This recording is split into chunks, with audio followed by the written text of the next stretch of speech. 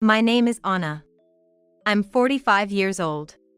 I have a family of 3, my husband Dan, who is also 45 and a doctor, and our daughter Emily, a high school senior aiming for medical school. My family has owned a hospital since my grandfather's time, and Dan works there. I'm not a doctor myself, but I serve as the vice president, handling the hospital's administration. The current president is my father, and the chairman is my mother. As an only child, Dan is planned to be the next president. However, despite his impressive title, Dan has proven to be a failure both as a father and as a doctor. Initially, Dan was very quiet and humble, perhaps feeling like an employee in my family's hospital. He was known as a doctor who was gentle and a good listener, which made him popular at the hospital. I was very happy to marry such a man. But as he began to work as a doctor and became popular among women, he started to go out more. I'm going to have drinks with colleagues again tonight, so don't worry about dinner for me. Again? You've been out every night lately. Let's at least have dinner together as a family tonight.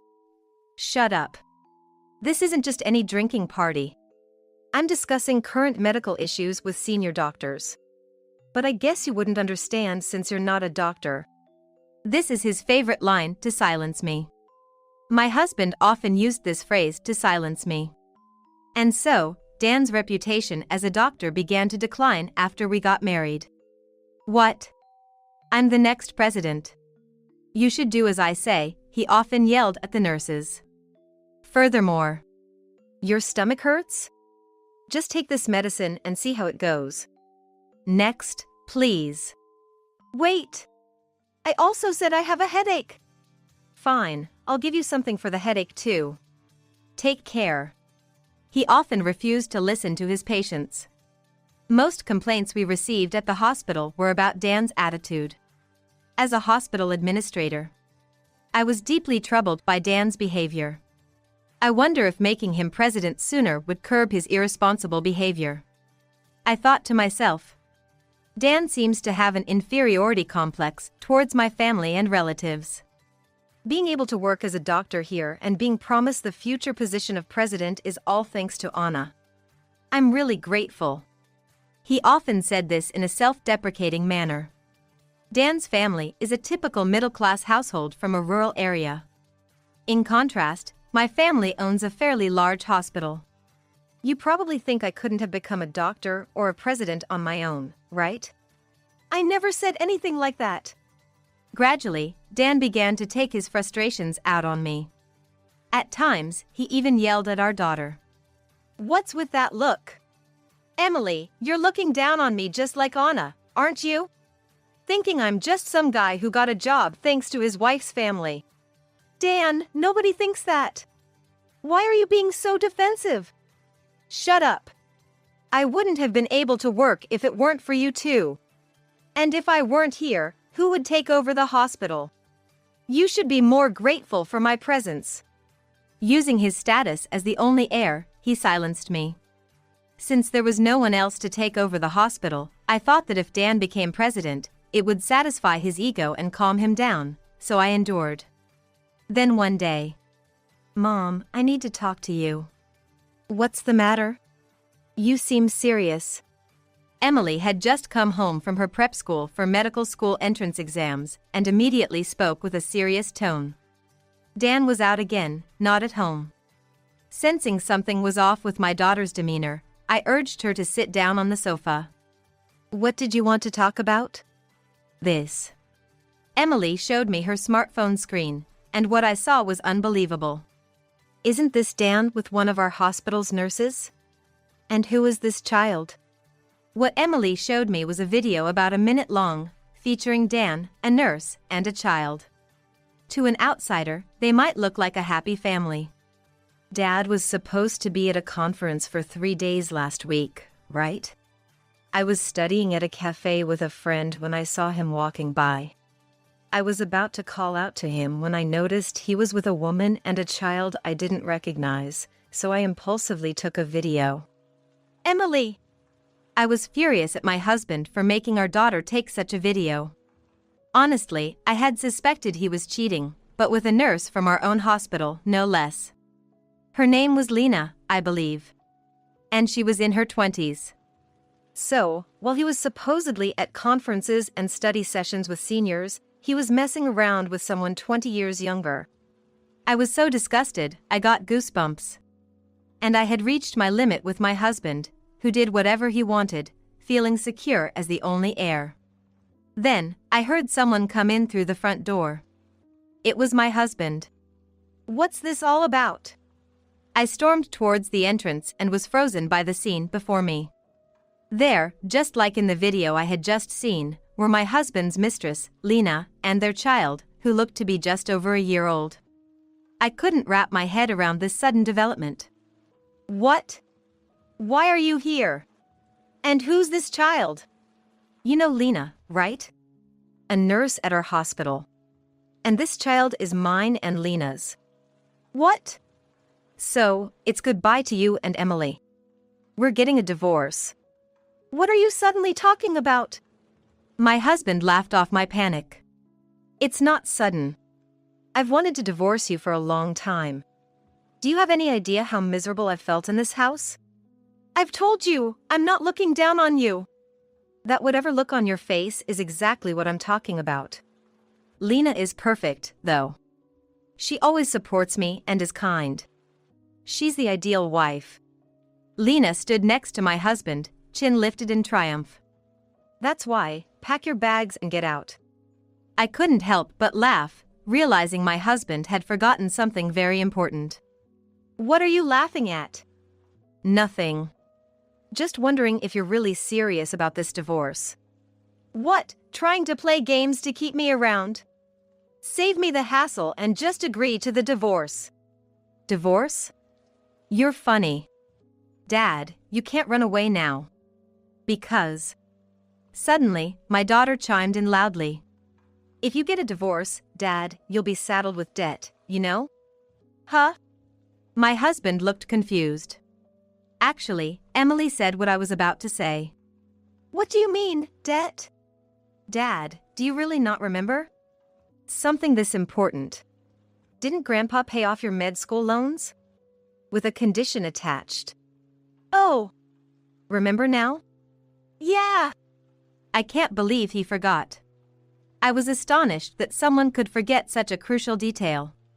The med school loan that was supposed to take years to pay back. The agreement was if you married into our family and became the future hospital director, it would be covered, right? Yeah, if you divorce Mom, you can't become the director, so you'd automatically have to pay back the loan to Grandpa. "I don't remember any agreement like that. Show me the proof." This man thought he could deny everything and get away with it. But what a disappointment he is. Did he really think such an important agreement wouldn't be documented? It's there, the contract. My parents have it safe at home. Did you really forget that too? Damn, really? Lena, looking worried, asked my husband. Hey, what does marrying into the family mean? Isn't the hospital your family's? That is. My husband was panicking. Had he been lying to his mistress too? I decided to enlighten her. Sorry, but he married into the family. The hospital belongs to my family. What? That's terrible. You lied to me. You're the worst. Lena must have thought marrying Dan would make her the hospital director's wife. Lena, shaking my husband's shoulder violently, finally made Dan snap. Shut up. I never once said that hospital was my family's. What's with that tone? After all your bragging about being the next director and how the hospital would soon be yours. You were just being supported by your wife's family. Dan got angry at Lena's words about being supported. It seemed to be the last thing he wanted to hear. His face turned red with anger. Acting all high and mighty when you're not even a doctor. Neighbors are gonna start complaining. I was fed up with the two of them starting to argue, ignoring me completely. Glancing at my daughter, she looked disgusted, as if she was looking at something filthy. Not wanting my daughter to see any more of this, I intervened. Hey, I hate to interrupt, but we're not done talking here. What? What do you want? What is it? They both turned to me at the same time. Perfectly in sync, like a comedy sketch. While finding their ridiculousness amusing, I first addressed Lena. I'll be filing for alimony from you. Alimony? Go ahead. Dan has been saying he'd pay for it so he could marry me. Lena seemed unbothered. As if being sued for alimony was expected. However, it was clear Lena hadn't been fully informed by Dan. It seemed my husband had been keeping a lot of secrets from his mistress. I decided to enlighten Lena. He doesn't have that kind of money. What? Dan looked down, staring at the floor. But he's been working as a doctor. And it seemed like he was getting money from your family too. It's impossible that he doesn't have money. Since becoming a doctor, his spending has become extravagant. Claiming to study with seniors, he started splurging unbelievable amounts on clubs, watches, shoes, bags. So what? It's my money, I can buy whatever I want with it. And who exactly has been using up their salary every month and taking salary advances? Salary advances? Lena exclaimed in a shrill voice, turning quickly to look at Dan. Yes. Spending too much on luxury goods, his money vanishes into credit card payments as fast as he earns it. So, all the gifts you gave me and the meals were all probably financed by his salary advances. That's why I said Dan has no money. He's practically unpaid for the next year. A year's worth? Lena screamed, while I felt a quiet shock. My daughter and I haven't had a proper meal out as a family for years, let alone received presents. When was the last time we celebrated a birthday? I felt hurt by Lena's words. But Lena, oblivious to my sentimental thoughts, was berating Dan like a small dog barking. I've never heard of a doctor taking salary advances. Unbelievable. The hospital's management is under my mother. Somehow, it's been manageable. Until now, we've put up with Dan's demands, not wanting to lose our only successor. So, marrying him means I won't get alimony, and he'll have no income for about a year? That's what it looks like. Lena glared at Dan with a look sharp as a knife, while Dan was sweating profusely. Thinking this would make him give up on divorce, surprisingly, Dan fought back. So, who's gonna be the successor to that hospital, huh? It's a fact there's no one but me. Your father's getting old and has been talking about retiring soon. Dan, as if playing his strongest card, was practically snorting in triumph. See? You've got nothing to say back. That hospital is important to your family, and has been since your grandfather's time. You wouldn't just let it fail. Mistaking my silence for a lack of countermeasures, Dan grew even more arrogant. If you were a doctor, none of this would have been a problem. But too bad, you're not. Dan emphasized not a doctor. As if being one was his pride. Indeed, it's a noble profession. But it infuriated me how he took for granted who allowed him to work without worrying about student loans. I was about to retort when my daughter cut in. I'll take over. Huh? Emily caught her father's gaze and spoke confidently. I'll definitely pass the medical school entrance exam on my first try and become a doctor as soon as possible. I'll ask Grandpa to hang in there a bit longer. Emily. I was moved to tears by my daughter's determined spirit. You, getting into med school on your first try? Impossible. You hate studying, remember? Even 6 years of trying wouldn't be enough. Dan laughed uproariously, as if watching a comedy show. I looked at my husband with disdain. You really don't know anything about your own family, do you? Well, I guess that's what happens when you're busy making a new family with your mistress.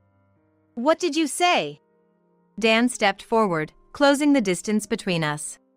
True, back when you used to spend more time at home, around when Emily was in elementary and middle school, she wasn't much of a student and didn't study much. But since starting high school, she's turned things around and has been working hard. All without you knowing. Emily, who was always smart from a young age, had dramatically improved her grades. And in the most recent mock exam, she received an A grade for national and public university entrance. That's a higher level than the university you graduated from. That's a lie. There's no way my daughter could outdo me. She hasn't been accepted yet. But she's going to become a better and more reputable doctor than you, Dad." At Emily's words, Dan began to hit his thigh with his fist. "Damn, you're looking down on me too, your father. That's why I hate this family." His behavior was like that of a rebellious teenager, and both Lena and I were taken aback. Dan kept hitting his thigh relentlessly. Feeling increasingly uncomfortable, I remembered something important.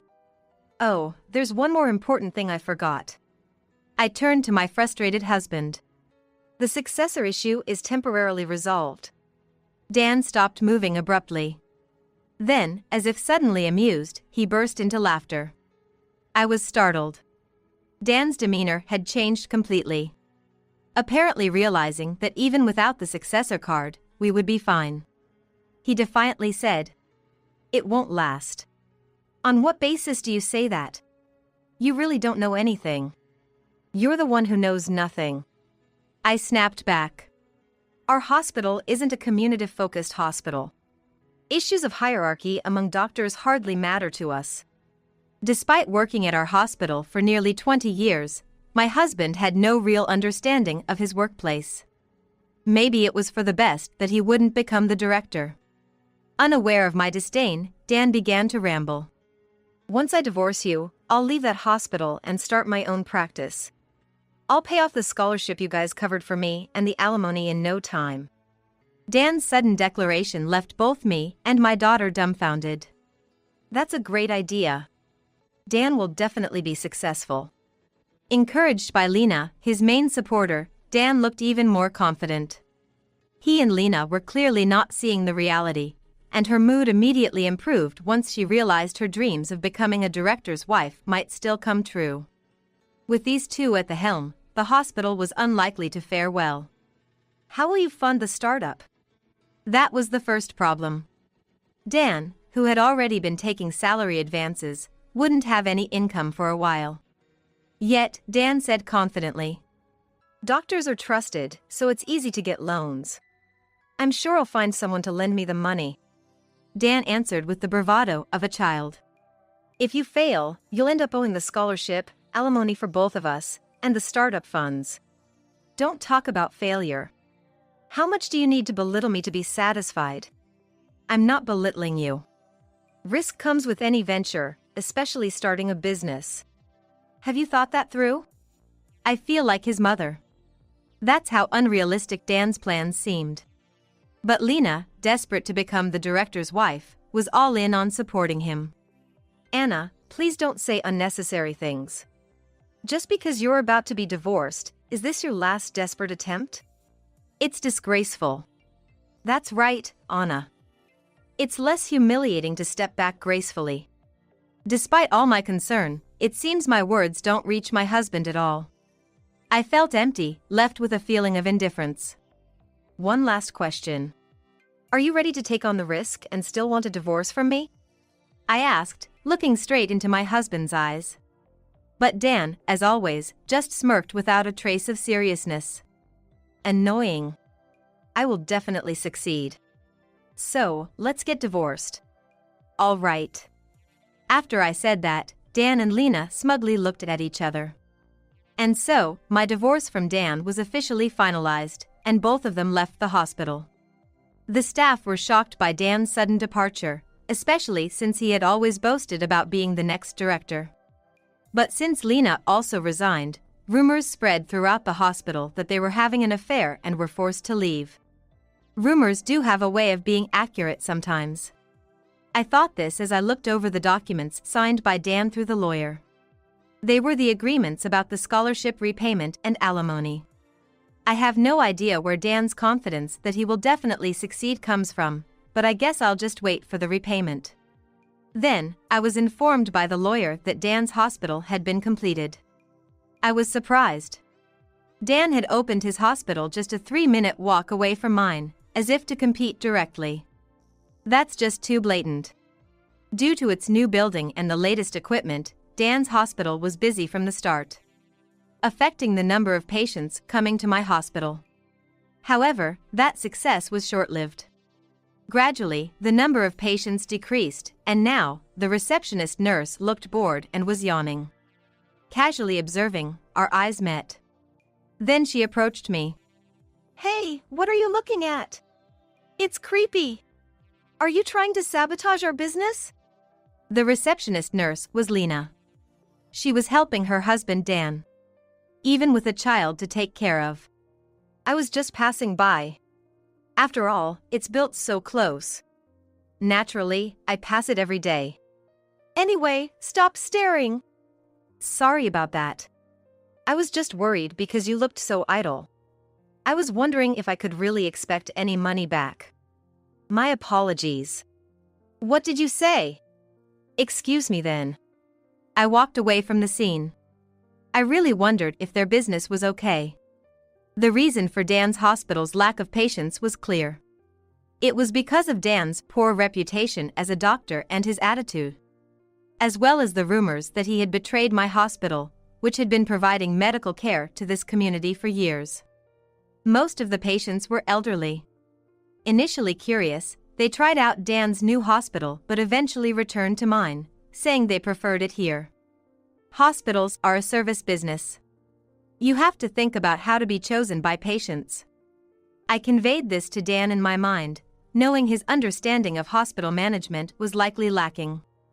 Half a year later, Dan, whom I hadn't seen since our divorce, came to my house. Anna, about the payment, could you extend the deadline? My ex-husband looked frail and asked weakly. His hair was unkempt and his beard unshaven, showing his exhaustion. An extension? Can you tell me why? Willing to listen, I crossed my arms and responded. The truth is, the revenue hasn't grown as much as I thought. The first month was quite prosperous, but now it's deserted? As I said this, my ex-husband blushed with embarrassment and nodded. I told you so. At my words, Dan twitched. You said you would definitely succeed without listening to my advice. So, I won't allow an extension of the repayment period. Why not? You can afford it, can't you? Delaying 1 or 2 payments shouldn't be a problem. It's not about the money. It's the consequence of you betraying me, Emily, our family, to pursue your own desires. The value lies in you working and repaying on time. So, no. My ex-husband must have thought he could rely on our past relationship to get some leniency. But when that didn't work, he forgot his place and started making demands. What? You haven't changed, even after our divorce. Always thinking you're right and belittling me. But in the end, you're here because your practice failed, aren't you? Even a child could see who was right. Shut up. It's not over yet. There's still time. I almost burst out laughing at his line, like something out of a shonen manga. But laughing now would only start him complaining about being belittled again. I managed to suppress my laughter. I'm someone who will eventually succeed, he said before leaving. Years later, as my daughter Emily became a senior student without any sign of the debt being repaid, I sent a legal notice to my ex-husband Dan and Lena. Then Dan visited my home after a long time. He looked so different from the last time I saw him that I instinctively covered my mouth with my hand. The once proud man was now gaunt and slouched. And above all, he lacked cleanliness. A doctor shouldn't be this unkempt. I thought to myself, Anna, you were right. The patients didn't increase, and the business kept declining. Plus, Lena left me. Apparently, Lena, who once dreamed of being the director's wife, quickly took their child and left as soon as she realized there was no future in the hospital's management. Being a qualified nurse, she could surely raise the child on her own. I couldn't make enough to cover the startup costs. The debt just grew. Oh, that's tough, I replied, as if chatting with a neighbor. So, I want to start over with you. You were right. I was wrong. Please forgive me. He begged at my front door. Stop, not here. If someone sees us, it'd be the worst. What should I do? As I was pondering, the door behind me opened. What's going on? Is there a problem? Oh, it's nothing serious. Just my ex-husband suddenly showed up, and I'm a bit troubled. You got remarried? Yes, the man who came out was my current husband. He's also a doctor, but unlike Dan, he's a person of great character. Never belittling himself or acting subservient towards me. That's right. So, getting back together is impossible. Work hard and pay back the money. I'll be waiting until you've finished paying. So, you're doing well for yourself again. You've probably forgotten all about me, huh? Yes, that's right. After all, you were the one who brought your mistress and her child and demanded a divorce. Have you forgotten? It was years ago. Dan glared at me as if wearing a mask of fury. Oh, the man who used to be Dad. Emily appeared, having been drawn by the noise. I expected a touching reunion, but only Dan seemed pleased. Hey, Emily, how have you been? Are you working now? I'm still a student. About to graduate, though. Just like I said, I got into med school. Dan's expression turned serious instantly. Really? You actually got into a national university on your first try? Yeah, I did. I told you I'd become something great, better than Dad. It's like I'm the only one who ended up unhappy. I wanted to say that was exactly the case, but further comments might provoke him. I chose to remain silent. Then my current husband stepped forward. Please leave. If you cause any more trouble, we'll call the police. Damn it, why is it always me? Dan muttered as he walked away. I guess this is really the last time we'll see each other. I thought with certainty. Half a year after Dan tried to reconcile, I heard from the lawyer about him. Dan had finally closed his practice, deciding it was only increasing his debts to continue. Now, he was quietly working in a region with a shortage of doctors, where, due to the demand, the salary was significantly better than in urban areas. That's surprisingly sensible of Dan. Whether he had calmed down after closing his practice or someone advised him, for the first time, I agreed with his decision.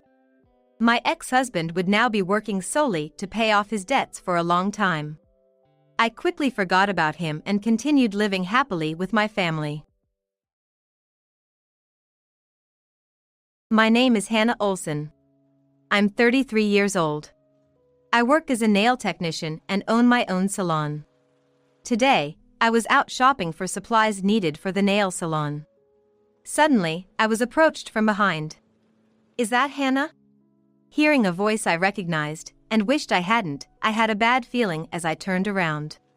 There stood my ex-husband, Tom. Oh, it is Hannah, Tom said with a sleazy grin, looking at me as if I were some sort of amusement. Next to Tom stood a woman I also hoped never to see again. It really is Hannah. What are you doing here, all by yourself? Tom emphasized by yourself, as if it were odd for me to be walking the streets alone at night. Perhaps he meant to suggest I was lonely. It's been a while. Have you been well? I responded with a non-committal greeting. Yeah, I'm great. Everything's going smoothly for me. His use of "for me" suggested he assumed things were not going well for me. Tom had always been like that. Tom always used to think of me as less than him. That attitude seems to have not changed. I wanted nothing more than to leave this place and head home. However, Tom showed no signs of leaving. Eventually, he started rambling on about himself, even though I hadn't asked. My son, he recently started attending a prep school for elementary. That's nice. I hope he passes. I formally wished success for Tom's son, whom I've never met. He'll definitely get in. After all, he's Tom's and my child. The woman who had been standing next to Tom the whole time said with both hands in a victory pose. It caused me to give a wry smile. Her name is Lynn. If I remember correctly, she should be 29 now. After divorcing me, Tom remarried Lynn. Then, her gaze fell on my left ring finger, and she suddenly exaggerated her surprise. Oh. Hannah, you're still single? That's so sad. While Lynn said it was sad, her mouth was slightly smiling. And when Tom noticed the absence of a ring on my left ring finger, he widened his eyes and said with a laugh, "Wow, really? Feels like you're the only one stuck in the past since then?"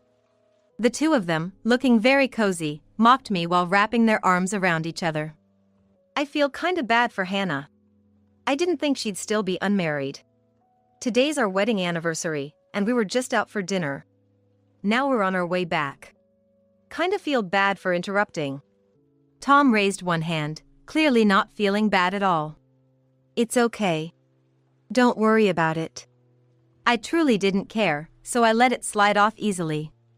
I just want to go home. Thinking this to myself, Tom must have thought I was upset because he patted my shoulder as if to comfort me. Well, happiness will come your way too, Hannah. But man, I guess the rumors about your lonely, poor life were true. What did you say? I couldn't help but retort to such a ridiculous misunderstanding. Where on earth did you hear such nonsense? Where was it again? Sorry, forgot. Tom continued to mock me. You never had any talent to begin with, but that's why you ended up like this, huh? Believing baseless rumors and mocking me, Tom. I thought I didn't have to put up with being ridiculed any longer. You don't know anything? Must be nice. Crossing my arms, I mocked Tom in return. Huh? What do you mean by that? Tom seems not to understand, but my words actually carry two meanings. However, considering all that Tom has put me through, I guess staying silent for a bit longer won't do any harm. While thinking this, I remembered the past, the times when Tom and I were married. Tom and I met at a bar he owned. This place is actually mine. Tom had fallen for me at first sight when I visited the bar as a customer, and he aggressively pursued me. Wow, really? Initially, I brushed him off, but Tom kept saying he liked me so many times that I started to become interested in him too. Then, I started dating Tom, and we got married when I was 26 and he was 31. I thought we were living a happy life. The restaurant Tom managed at the time was doing well, with sales going up. Hey! I've decided we're going to expand and open more branches. Really? That's amazing! Congratulations! Tom was considered successful as a businessman. As for me, I was a housewife with plenty of time on my hands, so I decided to seriously pursue my hobby of doing my own nails by attending a nail technician training course. I've finally finished all the classes. Now I can open the home salon I've always dreamed of. However, the area we lived in was highly competitive for nail salons. My salon, lacking distinctive features or outstanding skills, didn't do very well in sales.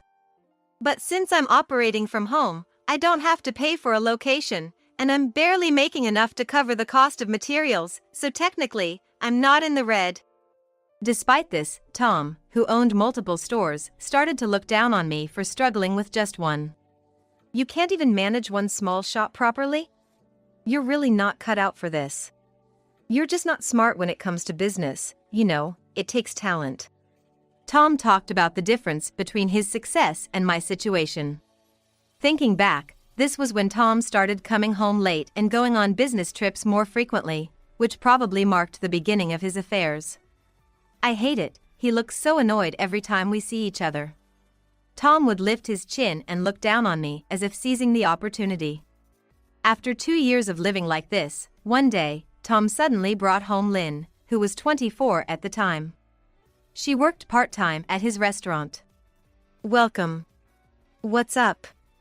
Then, exchanging glances with her, Tom said to me with a pitying look, I'm going to remarry Lynn. Can you leave this house? I was stunned and couldn't think straight. Wait, what do you mean? You can't just spring this on me all of a sudden. What's the reason? I'm pregnant. So, Hannah, will you divorce Tom for me? No way! It turned out that Tom had an affair with a part-time girl and, to top it off, got her pregnant. I objected, but my objections fell on deaf ears. This is the situation, so you don't have a choice. Don't worry about money. I'll give you way more than the going rate. Tom, whose business was flourishing and had money to spare, forced the divorce by offering a generous settlement. I was kicked out of the apartment and got divorced. But, looking back, I'm glad he cheated. What's this all of a sudden? Sore loser? Tom sneered. Lynn also covered her mouth with her hand, giggling. The bravado of a single, old lady is just so painful to watch. It's not sour grapes. I now run my own nail salon. Again? Haven't you learned your lesson after I told you so many times that you have no sense for business? Tom laughed as if watching a comedy show. I told Tom about what happened after our divorce. After that, I went back to my parents' house and took my time thinking about what to do with the settlement Tom gave me. I thought about splurging it to ease my frustration, but then I realized that would be a waste. I decided to use it to ensure my happiness moving forward. Ignoring their looks as if to say, "So what?" I continued. Then, I saw a TV program featuring working women while the TV was left on. That's it. I thought instantly. I had an epiphany I'd never felt before and came up with the idea of opening a nail salon specialized for all working women. Not just those employed as regular staff or part-timers, but including housewives as well. I immediately went out to do market research and gradually formed the concept for my shop. From there, I was all in. The determination to make it a success and a tiny bit of desire to prove you two wrong fueled me back then. I worked non-stop, forgetting even to take breaks. And guess what? It was a huge hit. Unlike my previous shop, thankfully, it's fully booked with reservations. No way. You don't have what it takes. Don't exaggerate. It's not a lie. Look, here. I showed Tom the reservation page of my salon on my smartphone, thrusting it at him like a police badge. Seriously? Why? This doesn't make sense. Tom muttered, looking at the screen filled with unavailable slots. I started in just one room of a small building, but it became popular in no time, and I had to move to a bigger location. It's not just me anymore. I have several staff members. Yes, I've become a respectable owner of a nail salon. It's amazing how a moment of inspiration can change the world so much. Don't joke with me. It's only for now. It'll stop working out soon enough. Tom looked at me resentfully, clenching his fist beside his thigh. I actually know that Tom's shop sales have been falling. That's probably why Tom is so frustrated. The ex-wife he looked down on is doing well, while his once thriving shop is in jeopardy. I knew about this because I happened to pass by where Tom's shop used to be and noticed it was gone. Tom's shop has closed down. And not just one of them? Most of the branches he had opened back then had closed down. Now, only the original shop, just one, remains. It's definitely a sign of poor management. That was my immediate thought. The customer traffic in the remaining shop doesn't seem too good lately. How's that going for you? Why do you know that? Struck a nerve, Tom started to panic. Lynn also bit her lip and looked down a bit. It used to be so popular back then. I liked the shrimpadillo at Tom's place. Is it still there? Are you mocking me? I teased him a bit, and Tom glared at me sharply. After all the mocking and divorcing he did, he gets mad when the same is done to him. I thought it was childish of him. But he quickly tried to regain his composure. It's just a slow season. You wouldn't understand, but there are ups and downs in the restaurant business. It'll pick up again soon. I hope so for your sake. But probably not. What? How can you say that so definitively? Amateurs should keep quiet. Well, because my shop is doing well. I thought so but didn't say anything unnecessary and continued the conversation. One of the girls working at my salon happened to go to Tom's place. She said it looked empty and easy to get into. I emphasized the empty. Tom's eyes flashed open for a moment. Empty, what's that supposed to mean? Are you mocking me again? Not at all. She said the back of the shop looked dirty, and that was off-putting enough, but then the food that came out tasted weird too. Then, Tom's breathing became noticeably ragged. He started rubbing his hands together, looking decidedly unsettled. It was clear he was trying to hide something. Yet, even so, Tom attempted to act bravely, his voice shaking as he said, "So what? Are you saying my restaurant's food is bad? Your staff must have no taste at all." It's unclear whether he thinks he can still deceive or he genuinely doesn't know, but Tom refused to admit it. So, I decided to enlighten him. "Maybe you're using expired ingredients?" In my words, Tom finally lost his temper. "Enough! This is slander, right in the middle of a busy place." Though he was the one who started mocking me in this busy place. I couldn't help but feel sympathy for his employees, not giving a second thought to his own actions. Given his personality, it's likely his staff are completely worn out. There's been a help wanted sign in his shop for a long time. Not enough staff, and even if someone new starts, they probably don't last long. But I digress, I wouldn't say this without evidence. It was one of my salon's staff who told me. "In the back of the shop, the employees were saying, 'This is probably rotten, but it's the boss's order, right? It's not expired, so it's fine.' Isn't that crazy?" And then, that salon staff member ended up with stomach pain and had to take a few days off from work. "It has to be because of that place, right?" Oh, it was awful. She said this while sighing and rubbing her stomach. However, I deliberately didn't tell Tom these two facts. Unaware that I knew about his wrongdoing, Tom raised his voice even more. "That's baseless. There's no proof." "Well, it's no longer my concern, so whatever," I replied calmly, in stark contrast to Tom's desperation. This made Tom angry, and he suddenly changed the subject. "Oh, right, you're still single. You must be jealous of us, married with kids, and can't stand it unless you say something like this."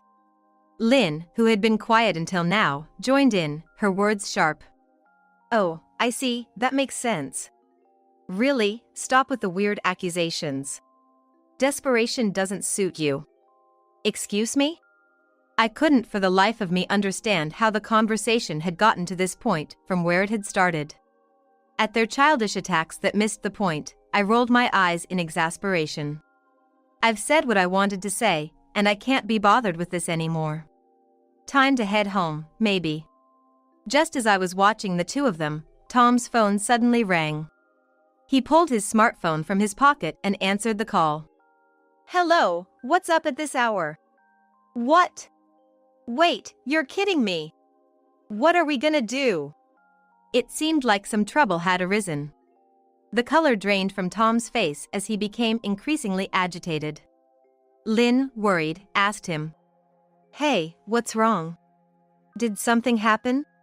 "I'll call back later." After hanging up, Tom glared at me with a face as fierce as a demon. "How much do you know?" "About what?" "Don't play dumb. Just tell me how much you know." "Tom, what's going on? Hey, what happened?" "Shut up. Just keep quiet." Lynn was roughly pushed aside by Tom's arm and stumbled, losing her balance. "That's awful. I was just worried and asking. Why are you getting mad?" Do these two forget that we're on a busy street? They started bickering without any regard for the people around. "Shut up. A woman who doesn't understand anything should just keep quiet. All you do is laze around at home." "What? You're the one who said I didn't have to do anything. I don't know what happened, but can you stop belittling me all of a sudden?" It was too much to watch. People passing by glanced over, wondering what was happening as they walked past. Not wanting to be associated with these two, I instinctively stepped back about 3 feet. "Do whatever you like." With that, I tried to leave. But Tom, not missing my attempt to escape, grabbed my arm and pulled hard. "Ouch! I haven't gotten an answer yet. How much do you know?" "How much, as in what kind of call you got that's got you so worked up? You have to tell me that before I can know anything." "What? A customer who ate at my restaurant got food poisoning." Tom's voice dropped to a whisper, mindful of the people around. Yeah, that's why I said it. Maybe you're using expired stuff? It's likely true that he isn't using expired products. However, the way my salon staff heard Tom's employees talking gave the impression they might be using ingredients that, while not expired, could be risky. If food poisoning has occurred, the restaurant will likely have to temporarily shut down for an investigation. Looks like your kids' elementary school exams are the least of your worries now. I said it half in sympathy, half in mockery, and Tom's face turned even redder. I continued, ignoring Tom's reaction. I told you at the beginning, didn't I? You don't know anything? Lucky you. What's that supposed to mean? Tom looked as if he didn't understand why I'd bring that up. Actually, that comment had two meanings. The first was about you boasting without knowing I'm succeeding in my business. The second was about the potential downfall of your restaurant, which I knew about but you didn't. With the company already scaling down due to poor performance, using questionable ingredients, and someone close to me, my staff, falling ill from eating at his restaurant, it wasn't hard to foresee this outcome. That's why I said, you don't know anything? Lucky you, with those two meanings in mind. Of course, Tom couldn't grasp that, having started to mock me. While you were calling me a lonely, talentless pauper, I nearly laughed. So blissfully unaware. You were just a talentless housewife who couldn't do anything. Yes, I was just a housewife who knew nothing. But the divorce made me want to prove you wrong, and it allowed me to think objectively about how to do that. And look at me now, successful. I should thank you. Thanks for divorcing me. I dumped you because you were useless and annoying to watch, and now you're more successful than me? Dumped trash is supposed to lead a trashy life, that's the rule. Pathetic, just admit it. You're upset that the woman you discarded is more successful than you. Tom got even louder, shaking his head. No. I won't admit it. Never. Whether you admit it or not doesn't matter to me. And by the way, when did I say I wasn't remarried? What? But you're not wearing a ring. Don't pretend, it's just too sad. Despite his restaurant being in crisis, he still had the energy for such comments. In a way, I found myself respecting Tom. That's right, I've said it, haven't I? The bravado of a single old lady is just painful to watch. Don't worry, being unmarried isn't something to be ashamed of. Lynn said it as if to console me. Lynn, too, seems to think a woman's happiness lies in marriage, which I found rather pitiful. I don't wear a ring because of work. It could get dirty, and I might scratch a client's finger. I usually leave it at home. That's surely a lie. Show me this imaginary husband of yours then. Tom snorted derisively and extended his hand towards me, asking to see a photo. I took out my smartphone and showed him a picture of my current husband. Then, Tom burst out laughing like something out of a comic book, looking at me as if I was some dangerous lunatic. Come on, no way. This has to be edited or something. Too crazy. Let me see. Wait, no way, this has got to be fake. Wow, that's just... I'm appalled. The two of them looked at me as if I was a pitiful woman possessed by delusions. No wonder. The man in the photo I claimed as my husband is a late-blooming actor famous for his roles in commercials, dramas, and movies recently. You think I'm some crazy delusional woman? Yep, we do. They said in unison. You've really gone off the deep end thinking you're still single, huh? This is totally my fault. It's not Tom's fault, no. It's because back then, Hannah couldn't do anything at all. What am I even being shown here? You might want to think of me as some pitiful old lady, but sorry to disappoint. This photo isn't edited. You're still going on about that? Give it up, but I'll listen to your story. So, how did you two meet? I explained to them. I mentioned earlier how well my nail salon is doing, right? Running a business, as Tom probably knows, gets you invited to various gatherings. Thinking it might expand my business opportunities, I tried to attend whenever invited. Tom and Lynn quietly listened to my story. I met him at one of those gatherings. It was a fancy event, even celebrities attended. And? Don't tell me, one of those celebrities actually approached you? Exactly that. He started talking to me first. I don't know why, but when I told him about divorcing my cheating ex-husband and opening a nail salon with a settlement, he listened with great interest. Said it was like something out of a drama. We hit it off and started talking all night. We began dating about a month after that. They stood there with their mouths agape, stunned. Do you believe me now? Well, maybe. Tom gritted his teeth, clearly frustrated. Hannah, darling.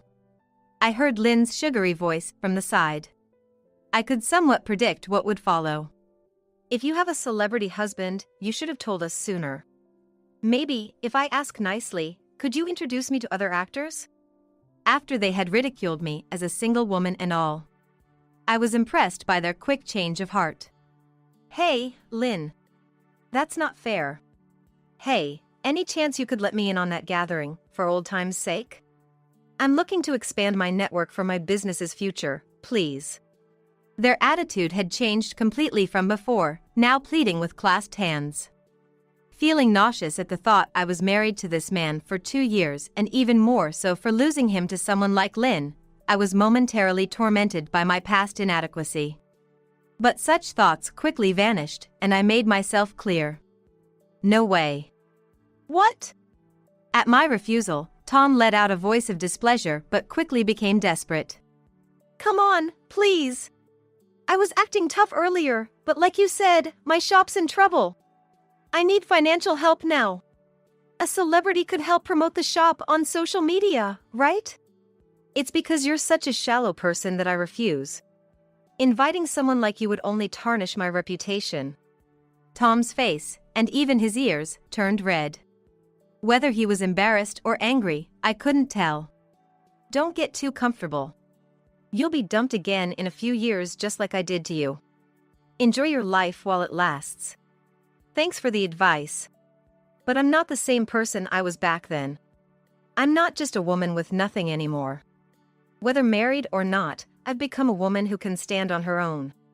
My current husband loves that about me. I was happy to hear his words. It felt like my efforts were recognized.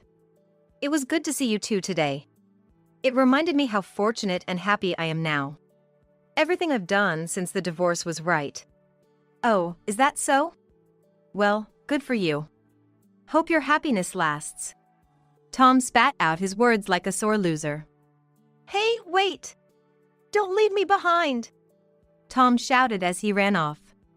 Lynn, as if she had never existed to him, hurried after Tom in her high heels. Their figures quickly disappeared into the night. Watching their pathetic retreat, I felt a sense of relief. I'm so glad I kept pushing on. Feeling like I finally got my revenge on Tom after 5 years, my heart felt lighter.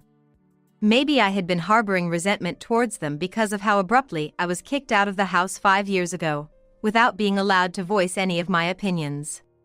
Deciding that this chance encounter today was a blessing in disguise, allowing me to clear my pent-up frustration and move forward, I made up my mind. Well, time to head home. I hurried back home. A few days after reuniting with Tom and Lynn, it turned out there indeed was a cause for food poisoning at Tom's restaurant, leading to a 3-day suspension of business.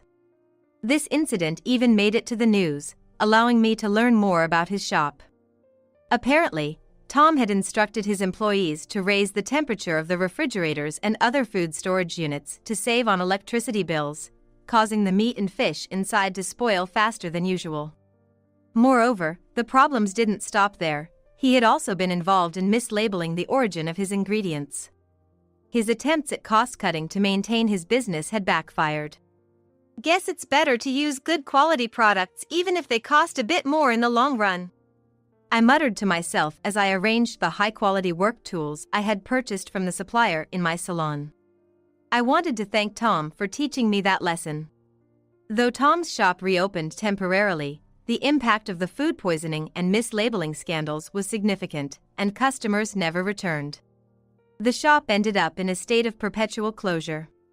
I saw with my own eyes the last of Tom's shops shutting down. A paper with notice of closure was pasted on the shutter. For a moment, I wondered what would become of Tom after losing his job, but soon my own affairs filled my mind. I had been invited to speak at an overseas business event, a fantastic opportunity. My current husband encouraged me, saying it was a great chance and to go for it. Thank you for giving me the chance to live such a wonderful life. With that last thought, I became excited about my work expanding internationally, forgetting about the two of them completely, and immersed myself in my work. Looking forward to whatever comes next, I continue to give my all at work today. You're utterly useless. What are you even living for? What are you suddenly talking about? It's not sudden. I've thought about this for a long time. I'm working for our family's sake, you know. The man standing before me is not the husband I married. When we got married, he promised he'd be with me for life. I quit my job and followed him on his relocation because I believed he would cherish me. Even though you say you're working, your pay is just pocket money for kids, right? Wasn't it $23 an hour? Yes, that's right. You'd better realize you're incompetent. I got irritated even though I'm patient, especially because he looks down on me just because he's a banker. Do you enjoy looking down on people? I'm just stating the obvious. If you don't like it, let's get a divorce. Hearing those words solidified my resolve. That's fine by me. Really? You wouldn't survive without me. We'll see about that. I wasn't worried about my life after marriage. After all, the lottery ticket I bought at the end of the year had won. The amount was $5 million.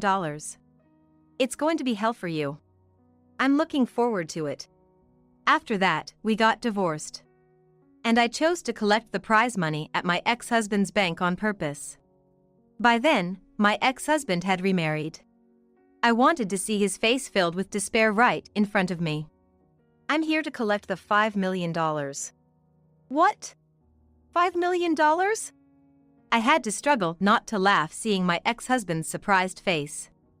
I was going to make him experience hell, including everything he had done to me.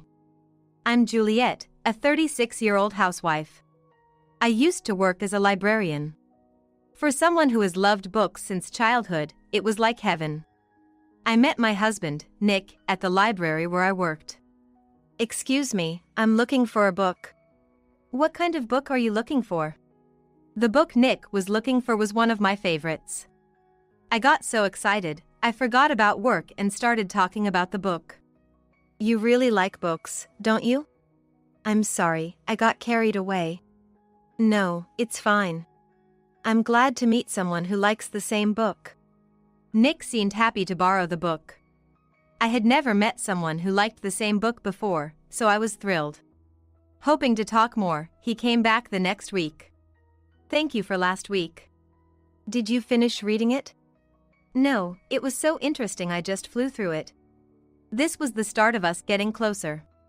At first, we would just see each other at the library, but then Nick asked for my contact, and I agreed. After that, we would meet up after work to eat or go book shopping, enjoying our time together. 3 months later, we started dating. Every day was fun and fulfilling, and half a year later, we got married. I was 33, and Nick was 35 at the time. We were looking forward to a happy married life, but life doesn't always go as planned. About 3 months into our marriage, Nick came home from work with a serious look. I need to talk to you about something. When I got home from work, my husband, Nick, was waiting for me with a serious look on his face. I had a bad feeling. What's up? Actually, I've been assigned a relocation. Relocation? Yeah. It was all of a sudden. But this is a great opportunity. What do you mean by opportunity?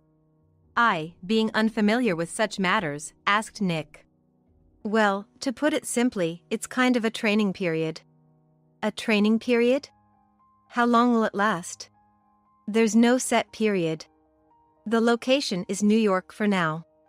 New York, so. Yeah. I'll be working at the headquarters. Since Nick was a banker, I tried to convince myself this was unavoidable. But even though I understood it in my head, accepting it wasn't that easy. And I want you, Juliet, to come with me. I wanted to go with him, too. But the anxiety of leaving my job I loved and moving to an unfamiliar place was too great. It would be best to. Then Nick made a new suggestion. How about becoming a housewife? It might not be too bad. What? Think about it. This way, you can read your favorite books whenever you want. Doesn't that sound good? I was swayed. Indeed, it could be a dream life. Just as Nick said. Okay, is that settled then? We're moving next week. Next week? I haven't prepared anything. For now, the bank has arranged a place for us to live. Just help me pack up our things. So, it's decided I'm going? What? You don't want to?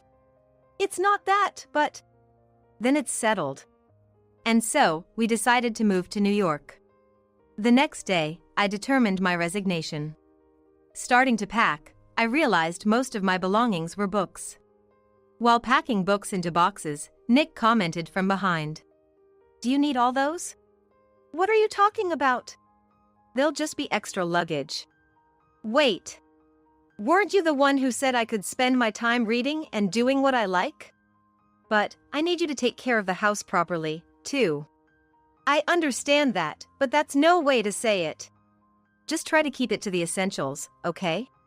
With that, Nick left the room. How did we go from sharing a love for books to this in such a short time?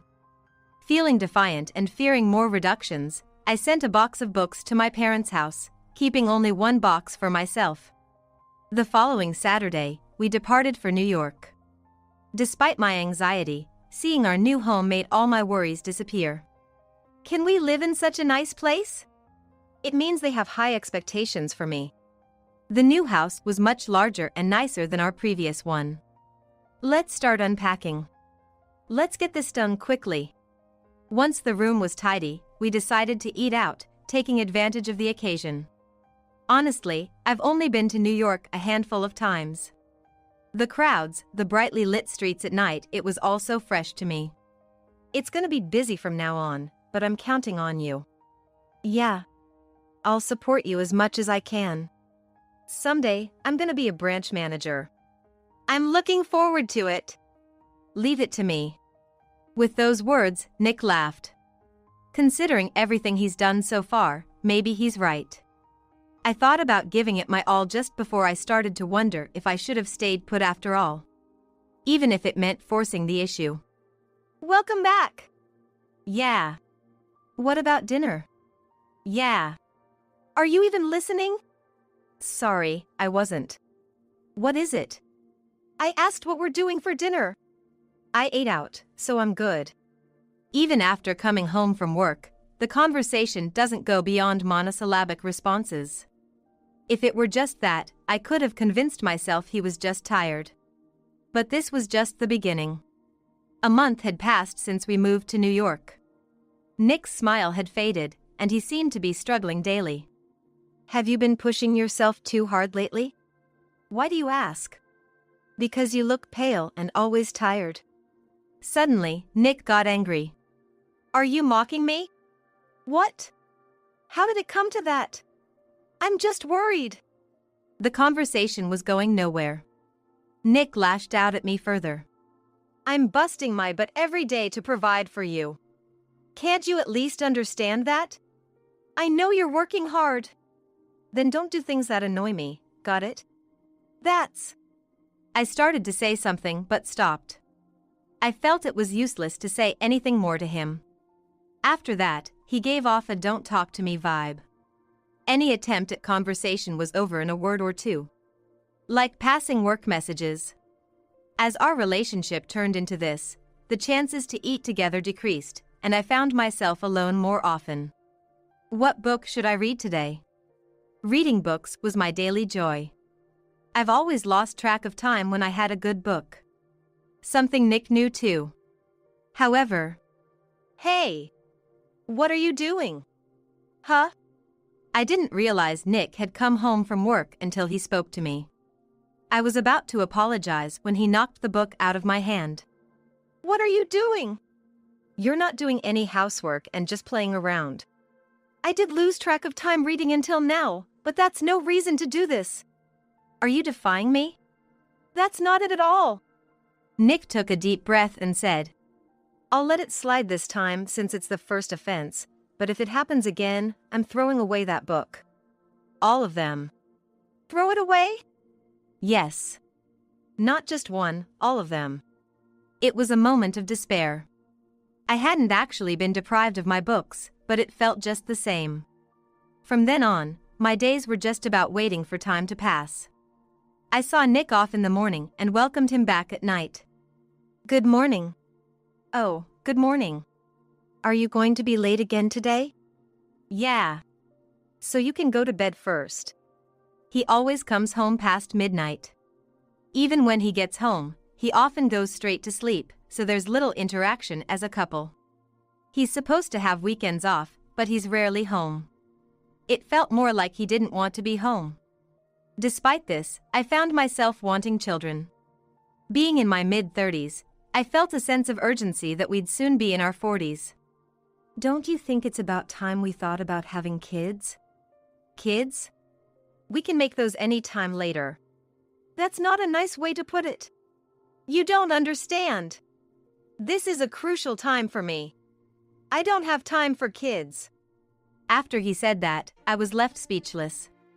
Can we drop it? I'm tired today. Okay. Continuing like this made me question the purpose of us living together, especially after I quit the job I loved to move to New York. Feeling a void even when I was home. I thought about going out. One day, while returning from shopping, a notice on the apartment bulletin board caught my eye. I immediately discussed it with my husband. Huh? You want to work? It feels like a waste to just stay home. And what job? A librarian. It's a part-time job. I see. Well, that's fine. You used to do that job anyway.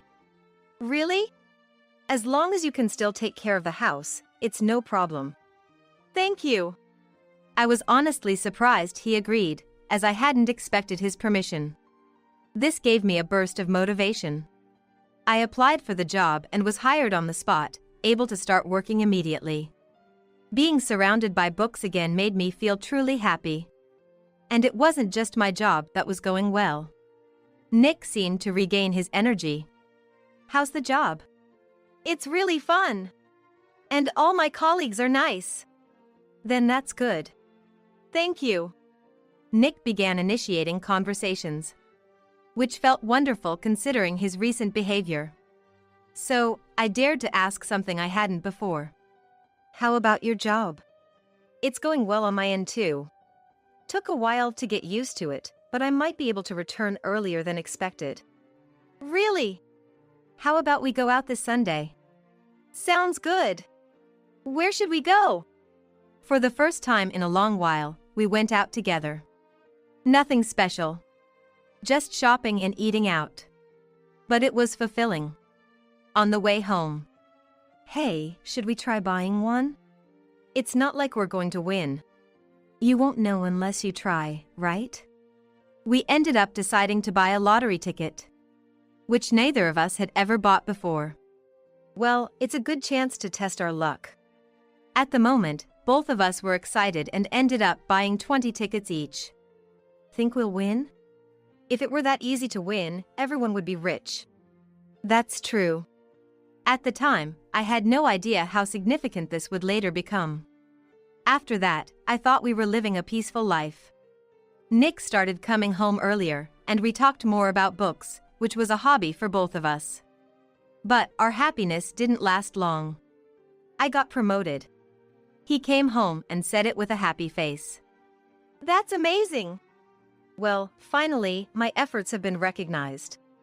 The change came the next day. Nick came home drunk and started saying incomprehensible things. From now on, you need to be a woman who's more worthy of me. Are you too drunk? Just listen. Today, I met a woman who's way better than you.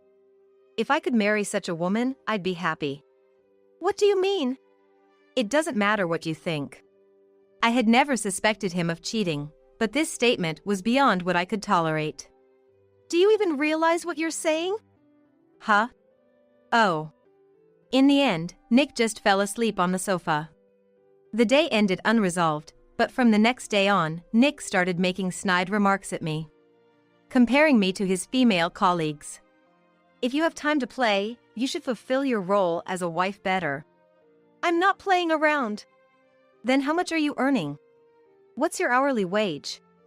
$23. Nick laughed hysterically when he heard the amount. That's practically the same as not working at all. I had pride in my work, regardless of Nick being a banker. I didn't think it was fair to be demeaned like that. Take that back. Take back? Don't be ridiculous. If you want that, then manage all the housework perfectly first. Fine. If I do everything perfectly, you won't have any complaints, right? Yeah. I promise you that. If you can do it, that is. That comment made me snap. So, I ended up sealing away my beloved books. I worked hard on cleaning and preparing meals every day. But Nick didn't seem to notice my efforts. Moreover, Nick came home smelling of perfume. Since when do you wear perfume? Perfume? I don't wear any. Have you lost your sense of smell too? I'm not mistaken. And it smells like women's perfume. Really, you're such a hassle. That's when he took off his jacket. And something fell from the inner pocket. What's that? Seeing it, I froze. Don't look at it. He snatched it away immediately, but it was unmistakably a receipt from a love hotel. Who were you with? Huh? That was a receipt from a hotel, wasn't it? That's ridiculous. While saying that, he tore the receipt into pieces and threw it in the trash. Wait. When I tried to retrieve the receipt, I felt a blow to my back. I fell forward, my face hitting the floor. I felt a sharp pain in my nose, and when I looked back, Nick was looking at me with an expression I had never seen before. Don't meddle in unnecessary things. Meddling? Don't joke around. You want another hit? I was pretty furious and ended up taunting my husband. Then try me. Be prepared then. Nick raised his arm, about to come at me, but just then, his phone rang. Who's calling at a time like this? Checking the screen, he went outside. That moment, I seriously started to think about divorce. Nick no longer had any reservations towards me. And so, I began gathering evidence for divorce. Even provoking him on purpose. Weren't you supposed to be off today? That's none of your business. Couldn't you at least tell me where you're going? Why do I have to deal with such hassle? Saying that, he doused himself in perfume. Probably to mask the smell from before. See ya. He left with a laugh. Despite wishing we could get back to a good relationship, this seemed impossible. Without friends or anyone else to rely on, Nick was my only support. But following him blindly wouldn't lead to a bright future. I went shopping to distract myself and noticed a lottery ticket booth. Right, the lottery results. Driven by curiosity, I found myself back home before I knew it. Checking the numbers on my phone, I couldn't believe it. The jackpot, $5 million, matched. My hands started shaking, and my breathing became erratic. This can't be happening. But no matter how many times I checked, it was a match. I didn't know what to do and paced around the house. Then, the question of whether to tell Nick came up. Since I was already preparing for divorce, telling him would only complicate things. So, I decided to keep it a secret. HM? You seem happy. Not really. Well, you always look bored. I didn't respond. Then, perhaps remembering, Nick brought up the lottery. So, what happened with the lottery? Oh, right. The numbers were announced. Huh. Okay. I didn't win, by the way. Figures. Like you would win. Why don't you check yours? Too much trouble. You check for me. Despite saying it was a bother, he kept glancing over. If you're that interested, check it yourself. He got up and went to another room. His pride must have been stung by my comment. In the end, they were all losers, which relieved me a bit. After finding out about the win, every day was nerve-wracking. Nick quickly forgot about the lottery. Today, I'm bringing a colleague home. Be nice. Today? He mentioned it in the morning before leaving for work. Just make sure everything's ready. I hurriedly shopped to prepare for the evening.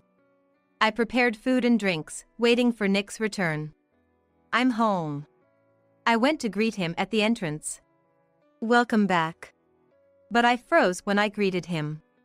This is my colleague, Rachel. Nice to meet you. Nice to meet you too. I could tell she was sizing me up. And instinctively, I knew she was Nick's affair partner. What are you doing? Hurry up and show us in. Yeah.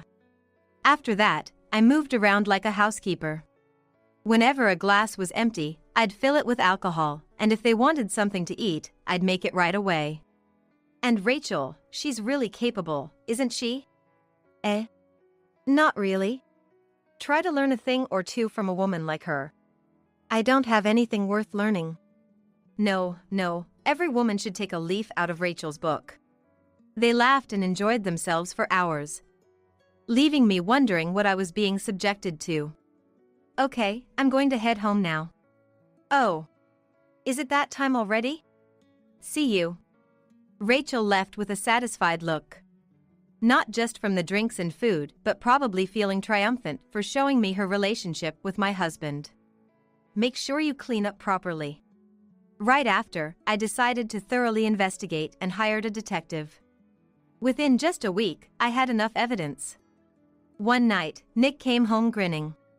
Look at this. What? It's a gift. I went to the trouble of buying it, so at least accept it. He almost forced a paper bag into my hands, which contained a brand name bag. He had never given me a present on a regular day before. I was happy but suspicious and asked him, "What's the occasion?" "It's going to be the last time, so consider this a farewell gift." "Last?" He flopped down on the sofa and looked at me, making me brace for what was next. "You're utterly useless. What are you even living for? What are you suddenly talking about?" "It's not sudden. I've thought about this for a long time. I'm working for our family's sake, you know." The man before me was not the husband I married. Even though you say you're working, your pay is just pocket money for kids, right? Wasn't it $23 an hour? Yes, that's right. You'd better realize you're incompetent. At this point, I felt there was no need to hold back. Do you enjoy looking down on people? I'm just stating the obvious. If you don't like it, let's get a divorce. Hearing those words solidified my resolve. That's fine by me. Really? You wouldn't survive without me. Is that so? I wasn't worried about my life after divorce. After all, the lottery ticket I bought at the end of the year had won $5 million. I then confronted him about his affair. I'm looking forward to seeing you in hell. Fine, but I'm well aware of your affair. Do you have proof? Of course. I had made the investigative request just for a time like this. Wait a moment. I went to the bedroom to get the evidence and came back to find Nick casually drinking a beer, looking all too confident. So, did you find the proof? Here it is. I showed him the photos I had investigated. This should make it clear, right? Well, it's nothing. Anyone, here, take this. Nick pulled out a divorce paper he had already prepared. My signature is already on it, so just sign it quickly. You're really prepared, huh? Just sign it already. All right. And so, I signed the divorce papers. I wanted a divorce, but I was surprised at how quickly I signed. And you're going to file this, right? Me? Of course. I'm busy every day, unlike you. The next day, I immediately went to file the divorce papers. Having been told to leave the house, I decided to go back to my hometown for a while. Then, I chose to collect the $5 million from the bank where my ex-husband works to bring him down to hell. Later, I received a call from him. "What do you want now?" Well, actually, I got remarried. "Oh. Good for you. Marrying you was a mistake after all. I think it was a mistake for me too. Say whatever you want. I married a woman who's way out of your league. Hope it goes well for you. I don't need you to tell me that. Just try to live well." He hung up after getting the last word. That didn't matter to me. I was eager to see my ex-husband's face when he realized his despair. I prepared myself and went to the bank where my ex-husband and his top partner worked. Seeing me, my ex approached. "What are you doing here? Is that how you talk to a customer? Just tell me what you want already," he said in a low voice, mindful of the people around us. "I'm here to collect $5 million. "What? $5 million? I struggled not to laugh at my ex's astonished face. "Why are you so surprised? You won? Why didn't you say anything?" He confronted me loudly enough for everyone in the bank to hear. "I didn't see the need to tell you." "You!" He raised his arm as if to hit me. "You know what will happen if you do that, right? I don't need you to tell me that." He shouted even louder, causing a stir around us. Then, the branch manager came over. "Is there a problem, ma'am? This person is being incredibly rude. What's going on here?" "My apologies." My ex was taken away by the branch manager. A few minutes later, the manager returned and I was taken to a private room. There, I completed various procedures and received the $5 million. "What will happen to the person from earlier?" I inquired about my ex who had been taken away. "We deeply apologize for earlier. We will take appropriate actions regarding him. I hope you do take strict measures." "All right." After leaving the bank and returning home, I received a call from him. "Can we talk?" I didn't want to be involved anymore, but he sounded so pitiful that I agreed out of pity. He must have felt humiliated to call me. When I arrived at the designated hotel, he was waiting for me in the lobby. "I'm not free, you know? I was wrong all this time. So, how about we start over?" "What?" I stood up without thinking. "I'll divorce my current wife. Let's live together again." Hearing such nonsense made me sigh. Nick continued. "I know I've said terrible things before, but that wasn't my true feeling. I was out of my mind. So, can we give it another chance?" How selfish can he be? "Even if you say that. You're just after my money, aren't you?" "That's not true. I'm serious." No matter what he said, it didn't resonate with me at all. "Just stop it. I have absolutely no intention of getting back together with you. Please." He begged earnestly, but I had already decided to leave. "Then, keep thinking that way until I say otherwise. Oh, and be careful not to get fired. Though it might be too late." "Fired? What did you do?" "Making all that noise? It was bound to happen.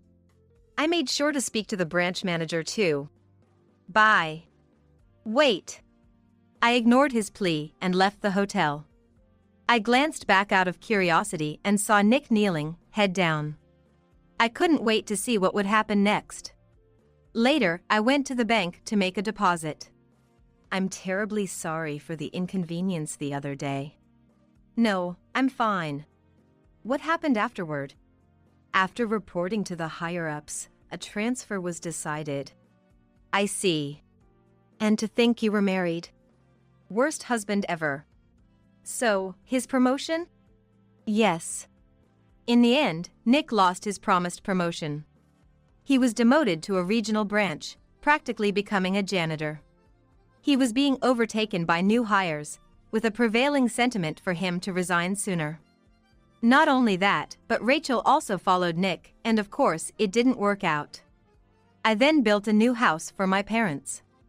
Honestly, I had no plans to spend the money on myself. I need to talk. About a month after Nick's demotion, he contacted me. He never learns. Believing this to be truly the end, I decided to answer the phone. Again? Can you lend me some money? What? You have a job, don't you? I do, but I'm not making nearly enough. That's your responsibility. Plus, you have a wife, right? She doesn't work. And to think you said she was so competent.